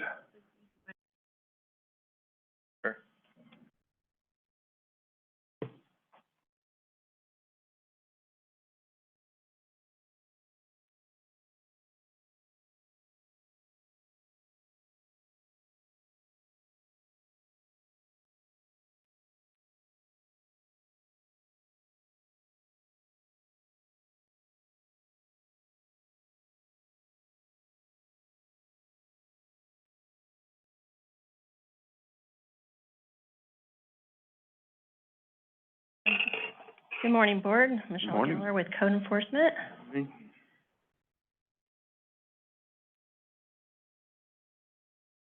I do want to mention for the next case, since I had a big packet, I left the other one on my desk, so I'll run back afterwards to grab that. Apologize for that. Do you have the one for this case? I do, yes. Did you pass that? I've got that, yes. I Yeah. have that one. I thought the other one was in there, but I must have, Can we look at that at this time, or should we wait? No, we can move forward because I have the one we're talking about right now. Yeah, I'm saying the next one, I'll have to run back and start grab that looking one at real it. quick, yeah. okay. Well, I have my other notes and stuff that I had it, so, yeah. Okay, perfect.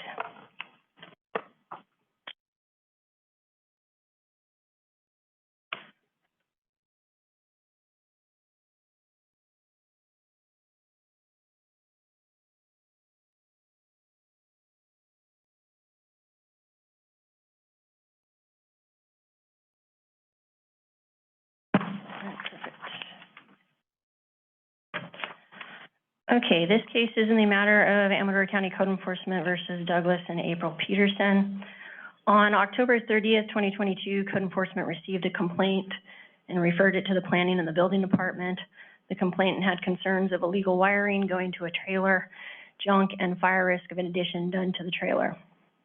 October 31st, Code Enforcement conducted a site visit and photos were taken.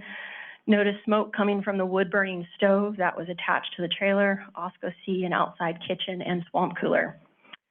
November 2nd, notice of violation was sent by the Planning Department, first class and certified mail to the property owner, located at P.O. Box 14 in Ione. And the certified receipt was received on 11/28/22 to the Planning Department. On November 3rd, a notice of violation was sent by the Building Department, by certified mail and first class mail to the property owner in Ione. On November 18th, Code Enforcement and Krista from Planning conducted a site visit and photos were taken. We met with the tenant of the trailer, Lorraine Derby. Lorraine was not aware of the trailer ordinance, even though the owner, Mr. Peterson, has been aware of it since 2020 from previous code enforcement case before the board. She wished she knew she wouldn't have put so much money into it because she did add building a wood roof and the additions to it along with a deck. We were given a tour of the trailer. It does have illegal electrical, wood stove, wooden additions, a swamp cooler, and a deck. Electrical is running from the inside of the garage and out on the roof line, going across to another shed and goes behind into a PVC pipe that goes down to the ground along the fence and across her bridge where she's built a box into the trailer. The second cord is plugged into where the PVC starts above and then hung along the trees and over to her roof over to her trailer. The septic she installed, she has a gray water going out from a pipe on the side of the hill down a path of rocks. The black water goes into a 200-gallon tank that she put in that has a pipe going to 5 other pipes that goes into 5 deep holes that are filled with rocks. Again, this is illegal. There is no legal septic tank that was given by environmental health. She was given the option at the time for a hardship living in a trailer, but she would have to remove all the wooden additions since these would never be permitted per the code and connected to the house septic. Later on, the building department did more research and found out that the double-wide, we'll call trailer home, is not legal and is no longer an option anymore for this. So the trailer must be removed with all its additions, electrical, septic needs to be removed with a demo permit. On December 5th, building referred their case to code enforcement for the unpermitted alterations, electrical, and structures for the trailer. On December 20th, a notice of proposed abatement of code violations was sent to the property owner via email and first-class mail to the I-own location. Code enforcement emailed and hand-delivered administrative abatement notice to the tenant. On January 2nd, Mr. Peterson came into the building department and stated his property's been standing for 70 years and was explained to him by the building department that a permit was not issued and it needed to be permit to make sure it's safe to occupy. He stated he would not get a permit. On January 27th, code enforcement conducted a site visit and photos were taken. On January 30th, a notice of violation was sent to the building department. A violation was sent certified mail and first class. This is in regard to the illegal residential structure. In August, Ms. Derby's sister called me and let me know that her sister had a stroke due to the stress of this and that her son took her and she is no longer there. On August 28th, 2023, building referred the case to code enforcement for the unpermitted residential structure and the unpermitted electrical in the garage. The assessors noted in 1974 the double trailer, the 21 by 44, covered with a roof structure and solid decking with metal posts. On May of 1970, a garage was permitted, permit number 1633, with plumbing only. Electrical that's currently there is unpermitted. On August 29th, another notice of proposed abatement was sent to the property owners via email and first class CI-owned property. Code enforcement email and posted the administrative abatement notice on the property and handed the notice to the tenant in the house, and photos were taken. On September 29th, code enforcement conducted a site visit and photos were taken. No one showed to schedule inspection. No permits have been obtained and nothing was removed. On October 12, 2023, administrative abatement hearing was held on November 2nd. The Board of Supervisors chambers, and obviously a courtesy notice of abatement BOS hearing was mailed to the property owner by first class mail.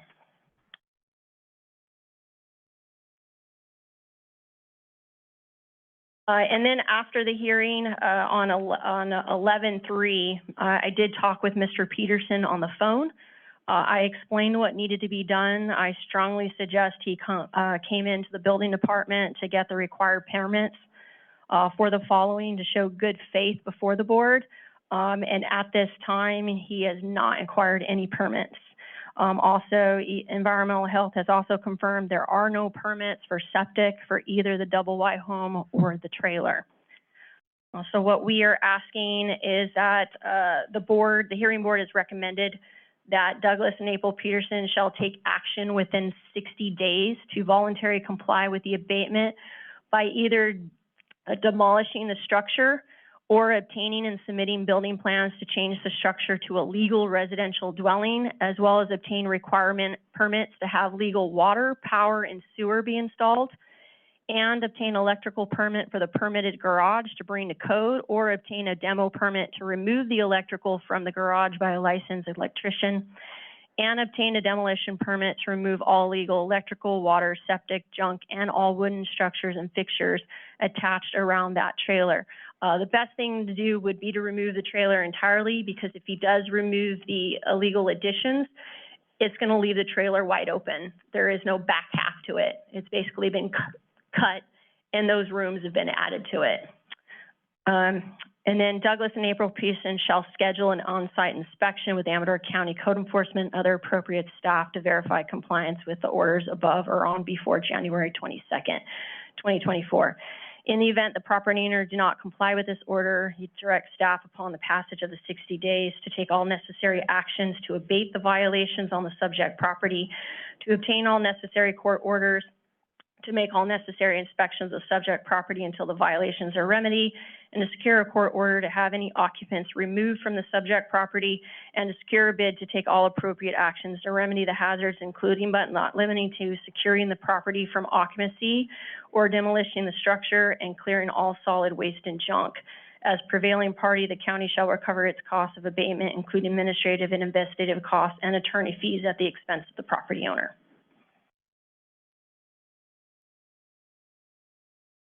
Any questions?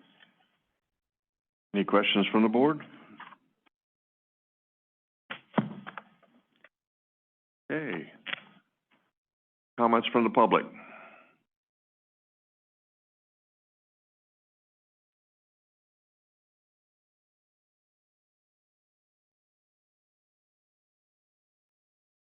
My name is Doug Peterson, and to put it in blunt terms, this whole thing is BS. The trailer's been there for years. I don't even know where to begin with all of this. First off, there is a double-wide trailer. It's built, or it's underneath a built metal pole barn. The garage that's permitted was built afterwards, because there's no way this trailer could have gotten behind the garage after the garage was built. It's got electrical. Somewhere in the 70s it was put in. I don't know what the requirements back then were to put electrical from PG&E, but PG&E has a service box that's on the block building garage, and the service goes to the trailer. The trailer has a septic system. It's been there since the 70s. April's my wife. Her family is related to the Mesas in the Mesa Meadows area. There was a couple thousand acres, from what I understand, back in the 1850s or 1860s when they came into that area. The property over the years has been divided up to individuals and so on. Any houses that are in that area, any complaints from anybody in that area, bought property from the family in that area, that trailer's been there forever. I mean, as far as, like I say, I don't know what the rules were in Amador County back then or whatever, but it was put in. I'm not sure what district supervisor is for that area. Okay. Did Lorraine talk to you? I know she talked to a supervisor. Yeah. Have you been out there? I haven't looked at this one specifically. No, I have not. I would suggest people go out there and look at it, before they even. Well, I have a whole, I mean, I understand what you're saying, but we've already gone through a lot of this with other trailers, like in Shenandoah Valley and other areas like that. And so we've been, what were how were those handled? I mean, were they in the 70s? Removal. Were they not your mobile home? We're talking the travel trailer. Okay, she's putting the biggest part of it on the mobile home. That's under that's supposed to be abated too, in the garage and electrical. Well, the biggest thing that she's talking, I mean, well, come forward. What I can see is the trailer that Lorraine was in is being cited for illegal occupancy. The wires were removed when Lorraine moved out. She had a day to come. Michelle had a day that she came out to visit, and we were waiting to hear what she'd have to say from that. And my sister-in-law and mother, who lived there, said that she never showed up. she said that there was a dog there, wouldn't let him in, probably the truth. But, she has my phone number, she calls me whenever there's a problem. So my question to you, Michelle, is most of this complaint, is it dealing with the mobile home or is it the travel trailer? So to make it very clear, the only thing that's legal on that property is that garage Okay. and plumbing to that garage.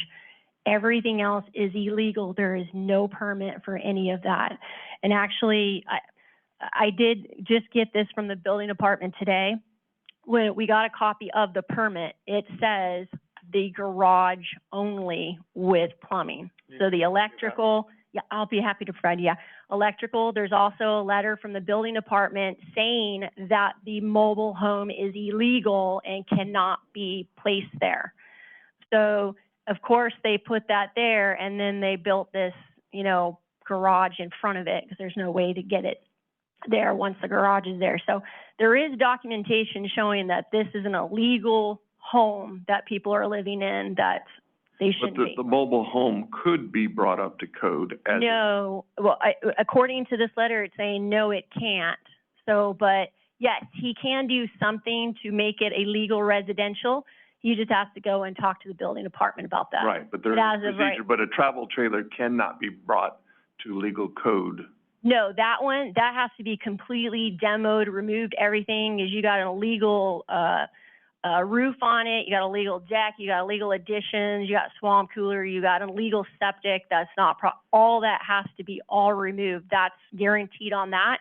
But the house, he has the opportunity to he either needs to demo it or he needs to bring it up to code and get a legal septic, power, electrical, all that, so that there are permits on file with the building department. Well, as he said, there is PG&E power there, so that is legal power sitting available. I mean, PG&E can come and look at and see, oh, you got an electrical box in it, but that wasn't installed legally. How do they hook it up to it? What, PG&E? PG&E, they just connect it to whoever put it in. I don't know whether you did it or someone else. No, this has been back in the 70s. We didn't do this. Okay. I understand that, but again. Let's not get in an argument between each other. Okay, thank you, Michelle. Okay, this is I don't know what you call it. They pay a fee to the state of California for the trailer. I don't even know what the reason, how it works out, but supposedly they pay this instead of paying property taxes on the trailer. It's a HUD fee, yeah. Okay, that's a HUD, exactly, that's what I've heard.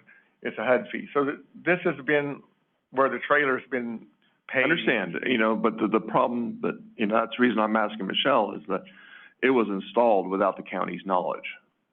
How did they know it wasn't there when they had the garage? Who approved the garage? You can have construction done on your job, you know, they're not gonna verify everything else sitting there. You know, that's Power, just... everything. I mean, whatever's there, nothing there could have been done without the county's knowledge, just the fact that the garage has a permit. The garage is the only building. As far as I know, in the 70s, there was no permit for a pole barn. I understand. Okay, so that's, you don't need a permit for that. The trailer, you pay the HUD fee, so you don't need a permit for the trailer because it's Let's run with a mobile home, but yes, I understand what you're saying. Okay, now let's go back to Lorraine's house. Lorraine is gone. It's not an illegal occupancy anymore. As far as I'm concerned, she's got some belongings she's supposed to come get. We've been waiting for her to get, so we haven't touched. There's probably like a quarter. But as we're going on it right now, it's safe inside there. It's dry. It's not going to get damaged or whatever. As far as I'm concerned, there's no fireplace in there anymore. There's no electrical issues in there anymore. I make a chicken coop out of it and put a chicken pen fence around it. Then it's ag property and it's not an issue anymore. Correct? You get an agricultural permit You don't need to build a facility. For a chicken pen. It will not get approved with the trailer with the additions to it. For a chicken pen? No. You don't build, you don't get a permit for a chicken pen? No, building department said they're not going to legalize that structure. It's not gonna be legal. No. It's a chicken pen. Is there a permit for a chicken pen? Agricultural structures, yes, there is. Okay, I'll get a permit for agricultural structure. Chickens will be safe in there, they don't need electrical. And then as far as, the building materials, he's got some building materials and stuff that we haven't gotten rid of yet. My brother-in-law has said that he was gonna take care of it, but he had shoulder surgery, so that's gonna be waylaid for a while. This property, I purchased it from April's aunt, or no, I guess it was a cousin that had it, and, her mom lives there.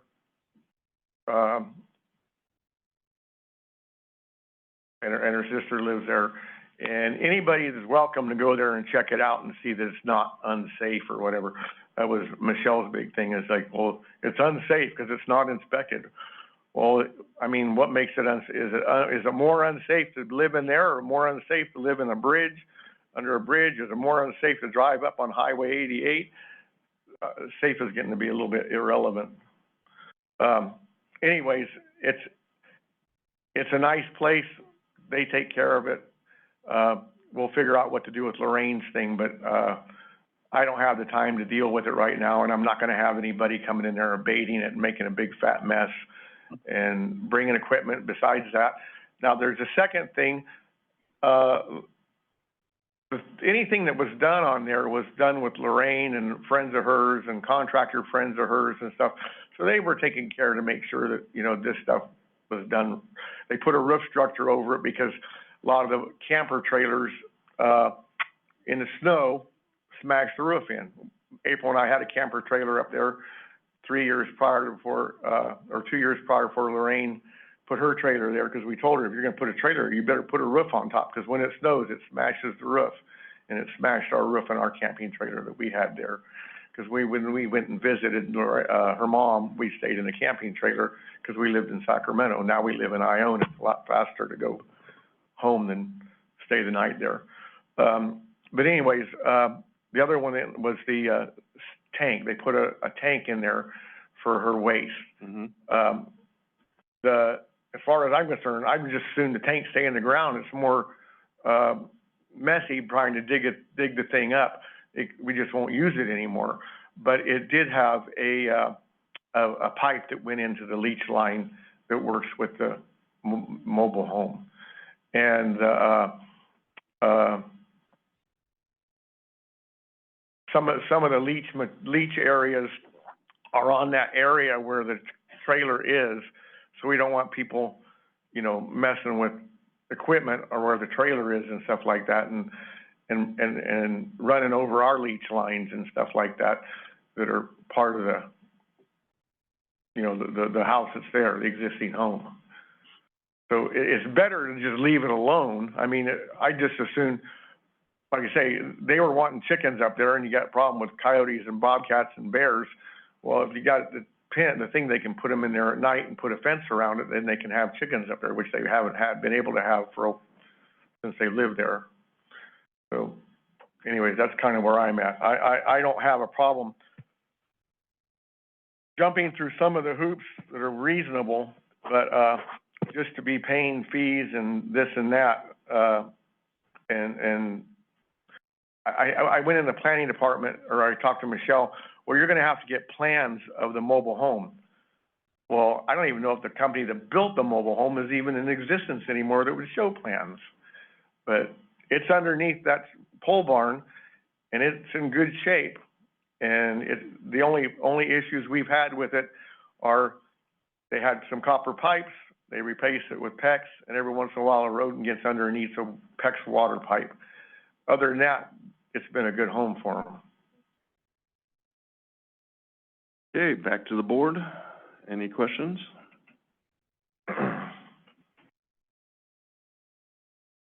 No. Thank you very much. Okay.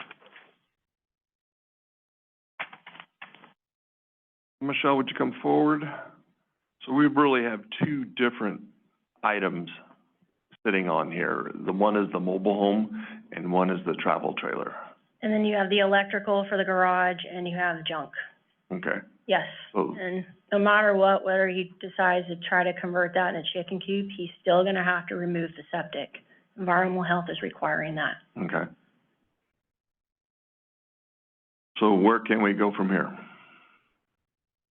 So Supervisor, technically, the code says, our code says, the board either adopts the hearing board, so there's been a hearing on this matter, and there's an order. You can adopt that hearing board's, recommended order, or you can set this aside and, basically redo the hearing about whether these are violations or not.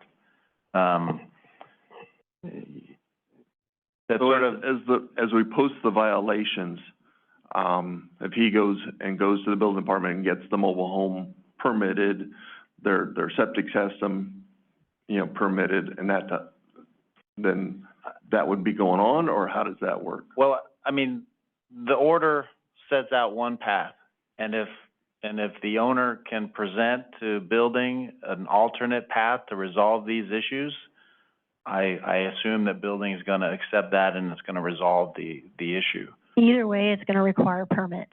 So Right. that's what Oh, I I'm understand. saying. He needs to go to obtain the necessary permits to either remove it or bring it to code, and that's with everything. But the building department will not approve that trailer the way that it is. That's not up to code, any of it, so. No, not the that- travel yeah. trailer.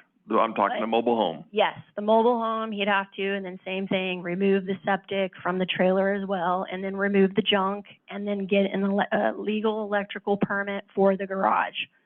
So, and then he needs to bring that home up if he wants to keep it to legal code. Okay, back to the board. So we're here to adopt the result of the abatement hearing, Yes. and, is there a resolution? There's a order of abatement, order for Okay. administrative abatement of violation. Okay, I'll make a motion to approve or reaffirm that order of abatement and a violation.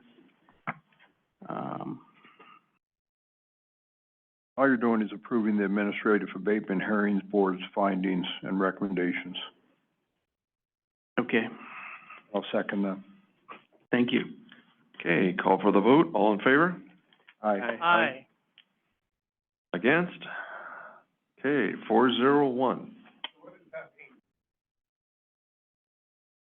That means that you will have to permit everything or remove everything. You have 60 days to obtain the permits. Once you've done that, then I will contact you again of when to finalize.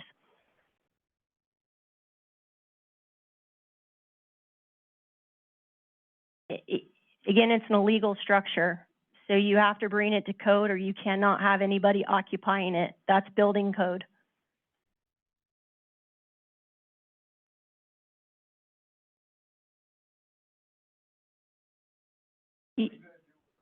You have 60 days to figure what you'd like to do, sir.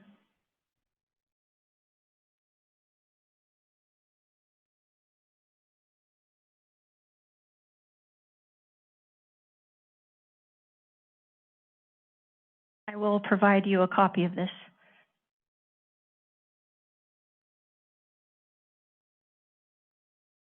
On to the next one.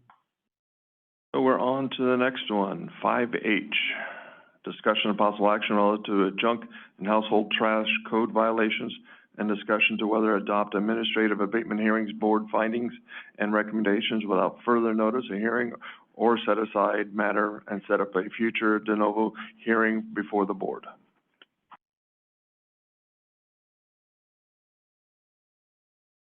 So this is in the matter of Amador County Code Enforcement versus Arlo Bradell. This is a parcel, code violations exist on 14777 Immigrant Trail, River Pines. On March 3rd, 2023, Amador County Planning Department received a complaint regarding junk, trash, and an occupied trailer. Code enforcement investigated and took photographs. On the same date, Planning Department sent out a notice of violation to the landowner by certified and first-class mail regarding the unlawful junkyard and unlawful occupation of a recreational trailer. On April 7th, 2023, code enforcement investigated the subject property, confirmed the violations, and took photographs. On May 5th of 2023, code enforcement sent a notice of proposed abatement of code violations and notice of intent to record a violation to the landowner regarding the unlawful junkyard and unlawful occupation of a recreational trailer. The notice demanded that the landowner cease the violations, and it also notified of a final inspection scheduled for June 8th, 2023. A notice of final inspection was posted on the subject property on June 7th, 2023. On June 23rd, code enforcement posted another final inspection to provide additional time. The final inspection was rescheduled to July 7th. On July 7th, code enforcement inspected the subject property. The landlord significantly proved that he was not living in the recreational trailer, thereby remedying that violation. And then the landowner requested additional time to address the unlawful junkyard. Code enforcement granted an extension to September 20th, 2023. On September 20th, code enforcement conducted a site visit and took photos. The landowner made progress, but did not remedy the junkyard violation. Again, he asked for some extended time, so another time was extended to October 20th. On October 20th, code enforcement conducted another site visit and took photos, but did not remedy the junkyard violation. So on October 25th, code enforcement sent the landowner a notice of November 2nd's administrative abatement hearing by first-class mail. The landowner received notice of the November hearing and had a meaningful opportunity to be heard. So the hearing board is findings and recommendations are for Mr. Brodell shall take action within 30 days to voluntarily comply with the abatement by removing all unauthorized junk and household trash on the parcel at 14777 Immigrant Trail in River Pines. And then Arlo Brodell shall schedule an on-site inspection with code enforcement and other appropriate staff to verify compliance with the order above on or before December 29th of 2023. In the event the property owner does not comply with this order, direct staff upon the passage of the 30 days to take all necessary actions to abate the violation on the subject property, to obtain all necessary court orders to make all necessary inspections of the subject property until the violations are remedied. And as prevailing party, the county shall recover its cost of abatement, including administrative and investigative costs and attorney fees at the expense of the owner.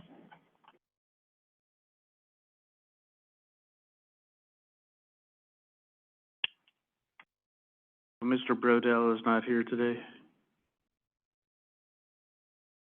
Nope. Okay. Okay, any, public from the comment? Yeah, public comment? Any Zoom? Okay, back to the board. Move to approve the administrative abatement board, hearing board's findings and recommendation.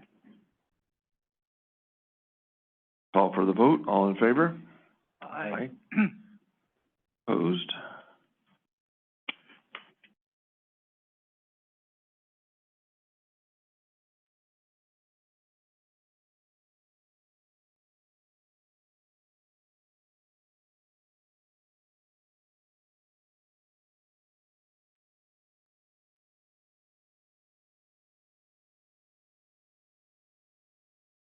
Thank you, Michelle.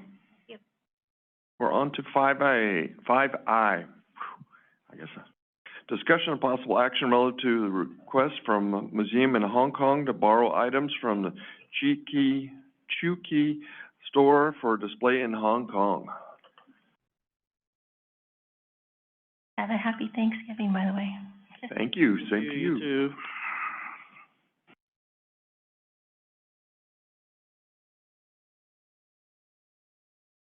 Teresa Guidi, volunteer administrator, records management and archives. So we're here to talk about the Chinese borrowing our artifacts from the Chuki store. Is this different than the last one?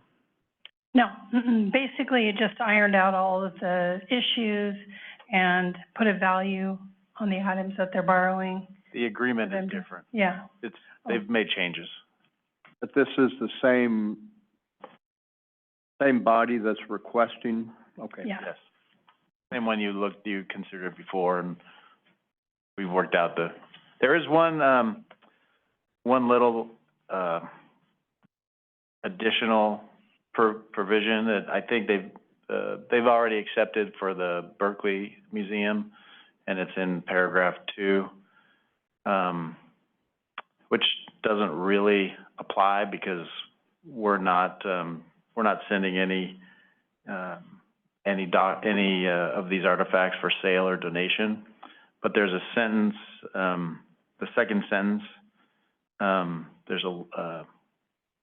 so it says, the government shall give to the items the same care they would receive as if they were its own property, but the government will not arrange any insurance for the items deposited for consideration of sale or donation, and the government assumes no responsibility for the loss to these items, just to make it clear that it's just those. That section really isn't applicable. The next section down has them insuring our items, the loan items. And then sorry to jump in, Teresa. Oh, no, that's absolutely fine.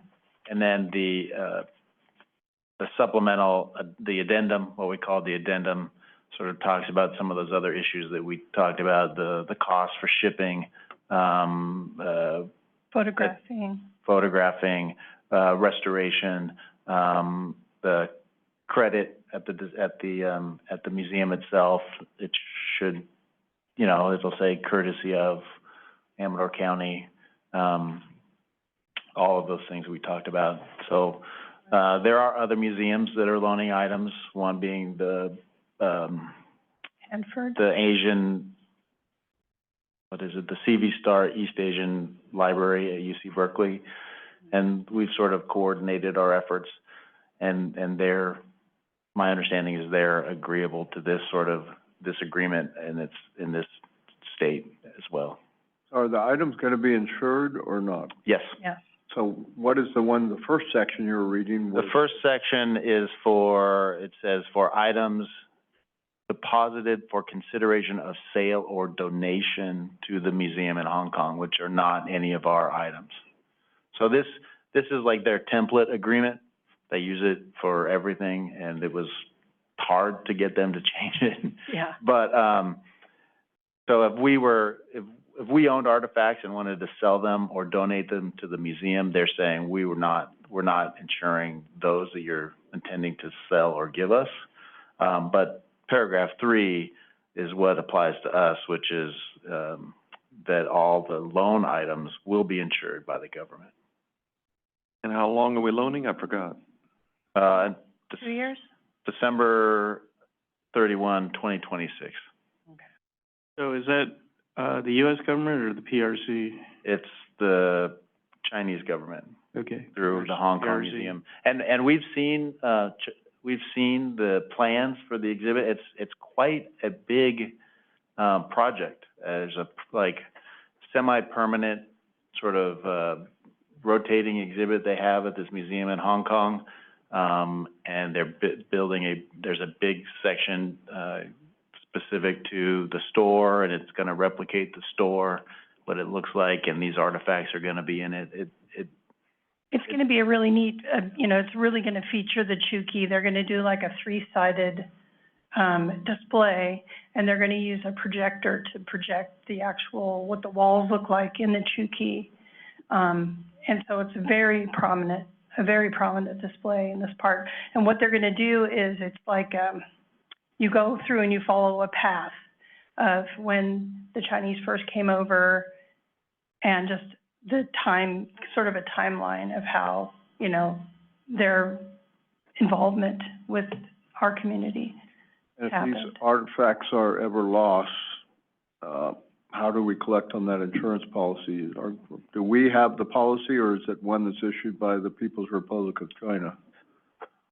Well, I don't believe it's, usually there's an insurance company that's the broker that insures these artifacts. I don't know the details of how that applies.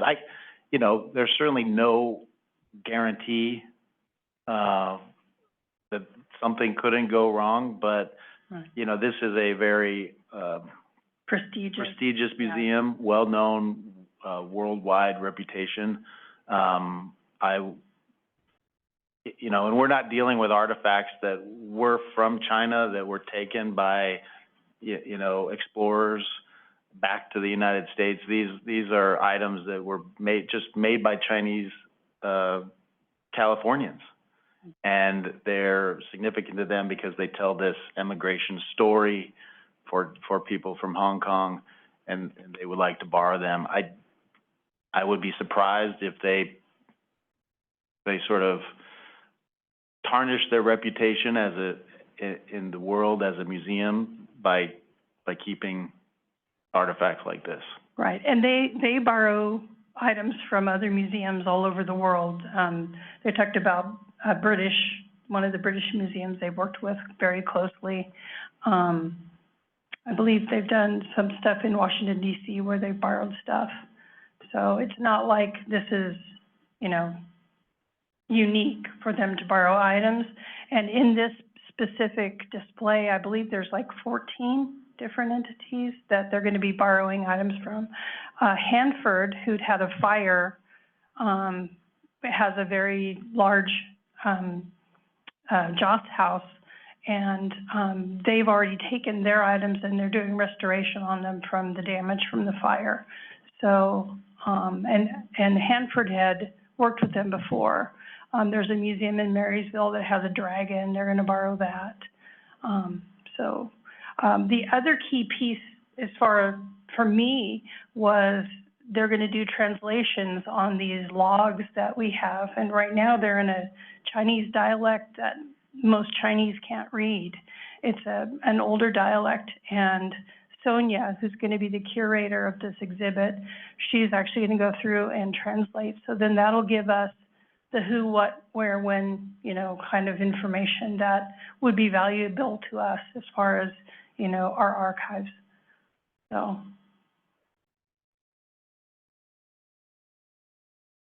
Well, there's always risk, but I think it's still probably in the best overall interest of us and for the world community at large. Yeah, well, and this museum is like a Smithsonian level museum. It's like the top museum in China, and they have over 2 million visitors a year. So it's going to be seen by a lot of people, not just Chinese public, but people who travel to Hong Kong. Okay, we can't put in the agreement that we'll no longer coordinate any activities with Moscow or Iran. Ask for a panda. Maybe as collateral. Yeah, there we go. Okay, is there any public comment? Any Zoom comment? Okay, back to the board. I move to approve the agreement and honor the request from the museum in Hong Kong to borrow items from the Chukey store for display in Hong Kong. With that one minor correction to paragraph 2 that I mentioned. I approve the agreement as it's modified, yes. Thank you. Thank you. Second. Okay, call for the vote. All in favor? Aye. Opposed? 401. Thank you very much. Thank you. Okay, we're on to... Are we going to have our Public Works Director? Yes, okay. Public Works Director, talk about CSAC. 5J, CSAC Annual Meeting Update, reported by Supervisor Richard Forster relative to the recent California State Association of Counties Annual Meeting. Okay, I didn't have my Your backup alternate there, so I did attend all 5 policy committee meetings. The convention was held in Oakland, beautiful downtown Oakland. Just a couple of the highlights: Ag, Environment, Natural Resources Policy Committee meeting. They covered best practices for emergency management, fires, floods, etc. The Administration of Justice Committee had the YOLO District Attorney there, speaking on their Common Data Transparency Portal. So they have a much more diverse population they deal with there, and this makes it much easier for them. I think it could apply to every district attorney's office, though, and lessons could be learned. And we got an update from the Executive Director of the Chief Probation Officers Association about, the end of the California Youth Authority and, how the youths are being assimilated into the California Department of Corrections and Rehabilitation through the new systems. As, Chief Benini, I talked to him earlier, as he indicated it would be much easier if the governor would have thrown this more in the direction of probation. Instead, they were not the easiest to work with the state in trying to make this transition, and parole officers are still trying to work to make it seamless, but it's anything but that at this point. Housing, Land Use, and Transportation Committee had a presentation from the California Department of Housing and Community Development Director Gustavo Velasquez on California's Housing Future 2040. I can tell you, most supervisors that were there were not very happy with this presentation. This is a person who came out of the East Coast, basically, Pennsylvania. He was in the Obama administration. He's got a lot of experience with housing. Not much of it applies to suburban or rural counties. So he got a lot of questions that he basically just ignored and didn't even answer. I think it's just a sign of where the administration is in our state on dealing with the issues. Is much like probation, they're not, much like the Youth Authority, the End of Youth Authority, they're not trying to work with counties to make it easier. Government Finance and Administration Committee, we had a presentation from the LAO's office, which was less than optimistic about the state of financial affairs for California going forward. And we had a panel on personnel relations from the County Human Resources Directors, which was informative.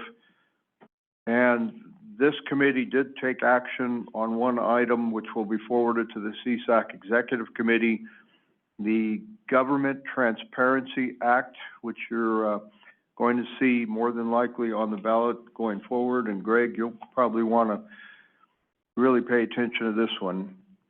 Initiative 23-0015A1. It's filed with the Office of the Attorney General in August of 2023 as the Government Transparency Act, sponsored by Consumer Watchdog, and intends to qualify the measure statewide for November 2024.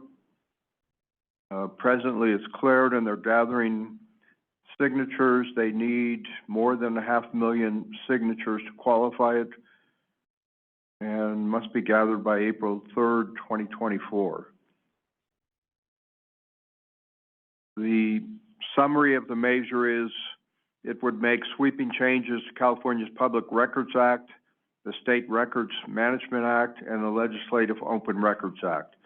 The scope and scale of the changes to existing law affects all public agencies and levels of government, including the state, local governments, and the legislature, among others.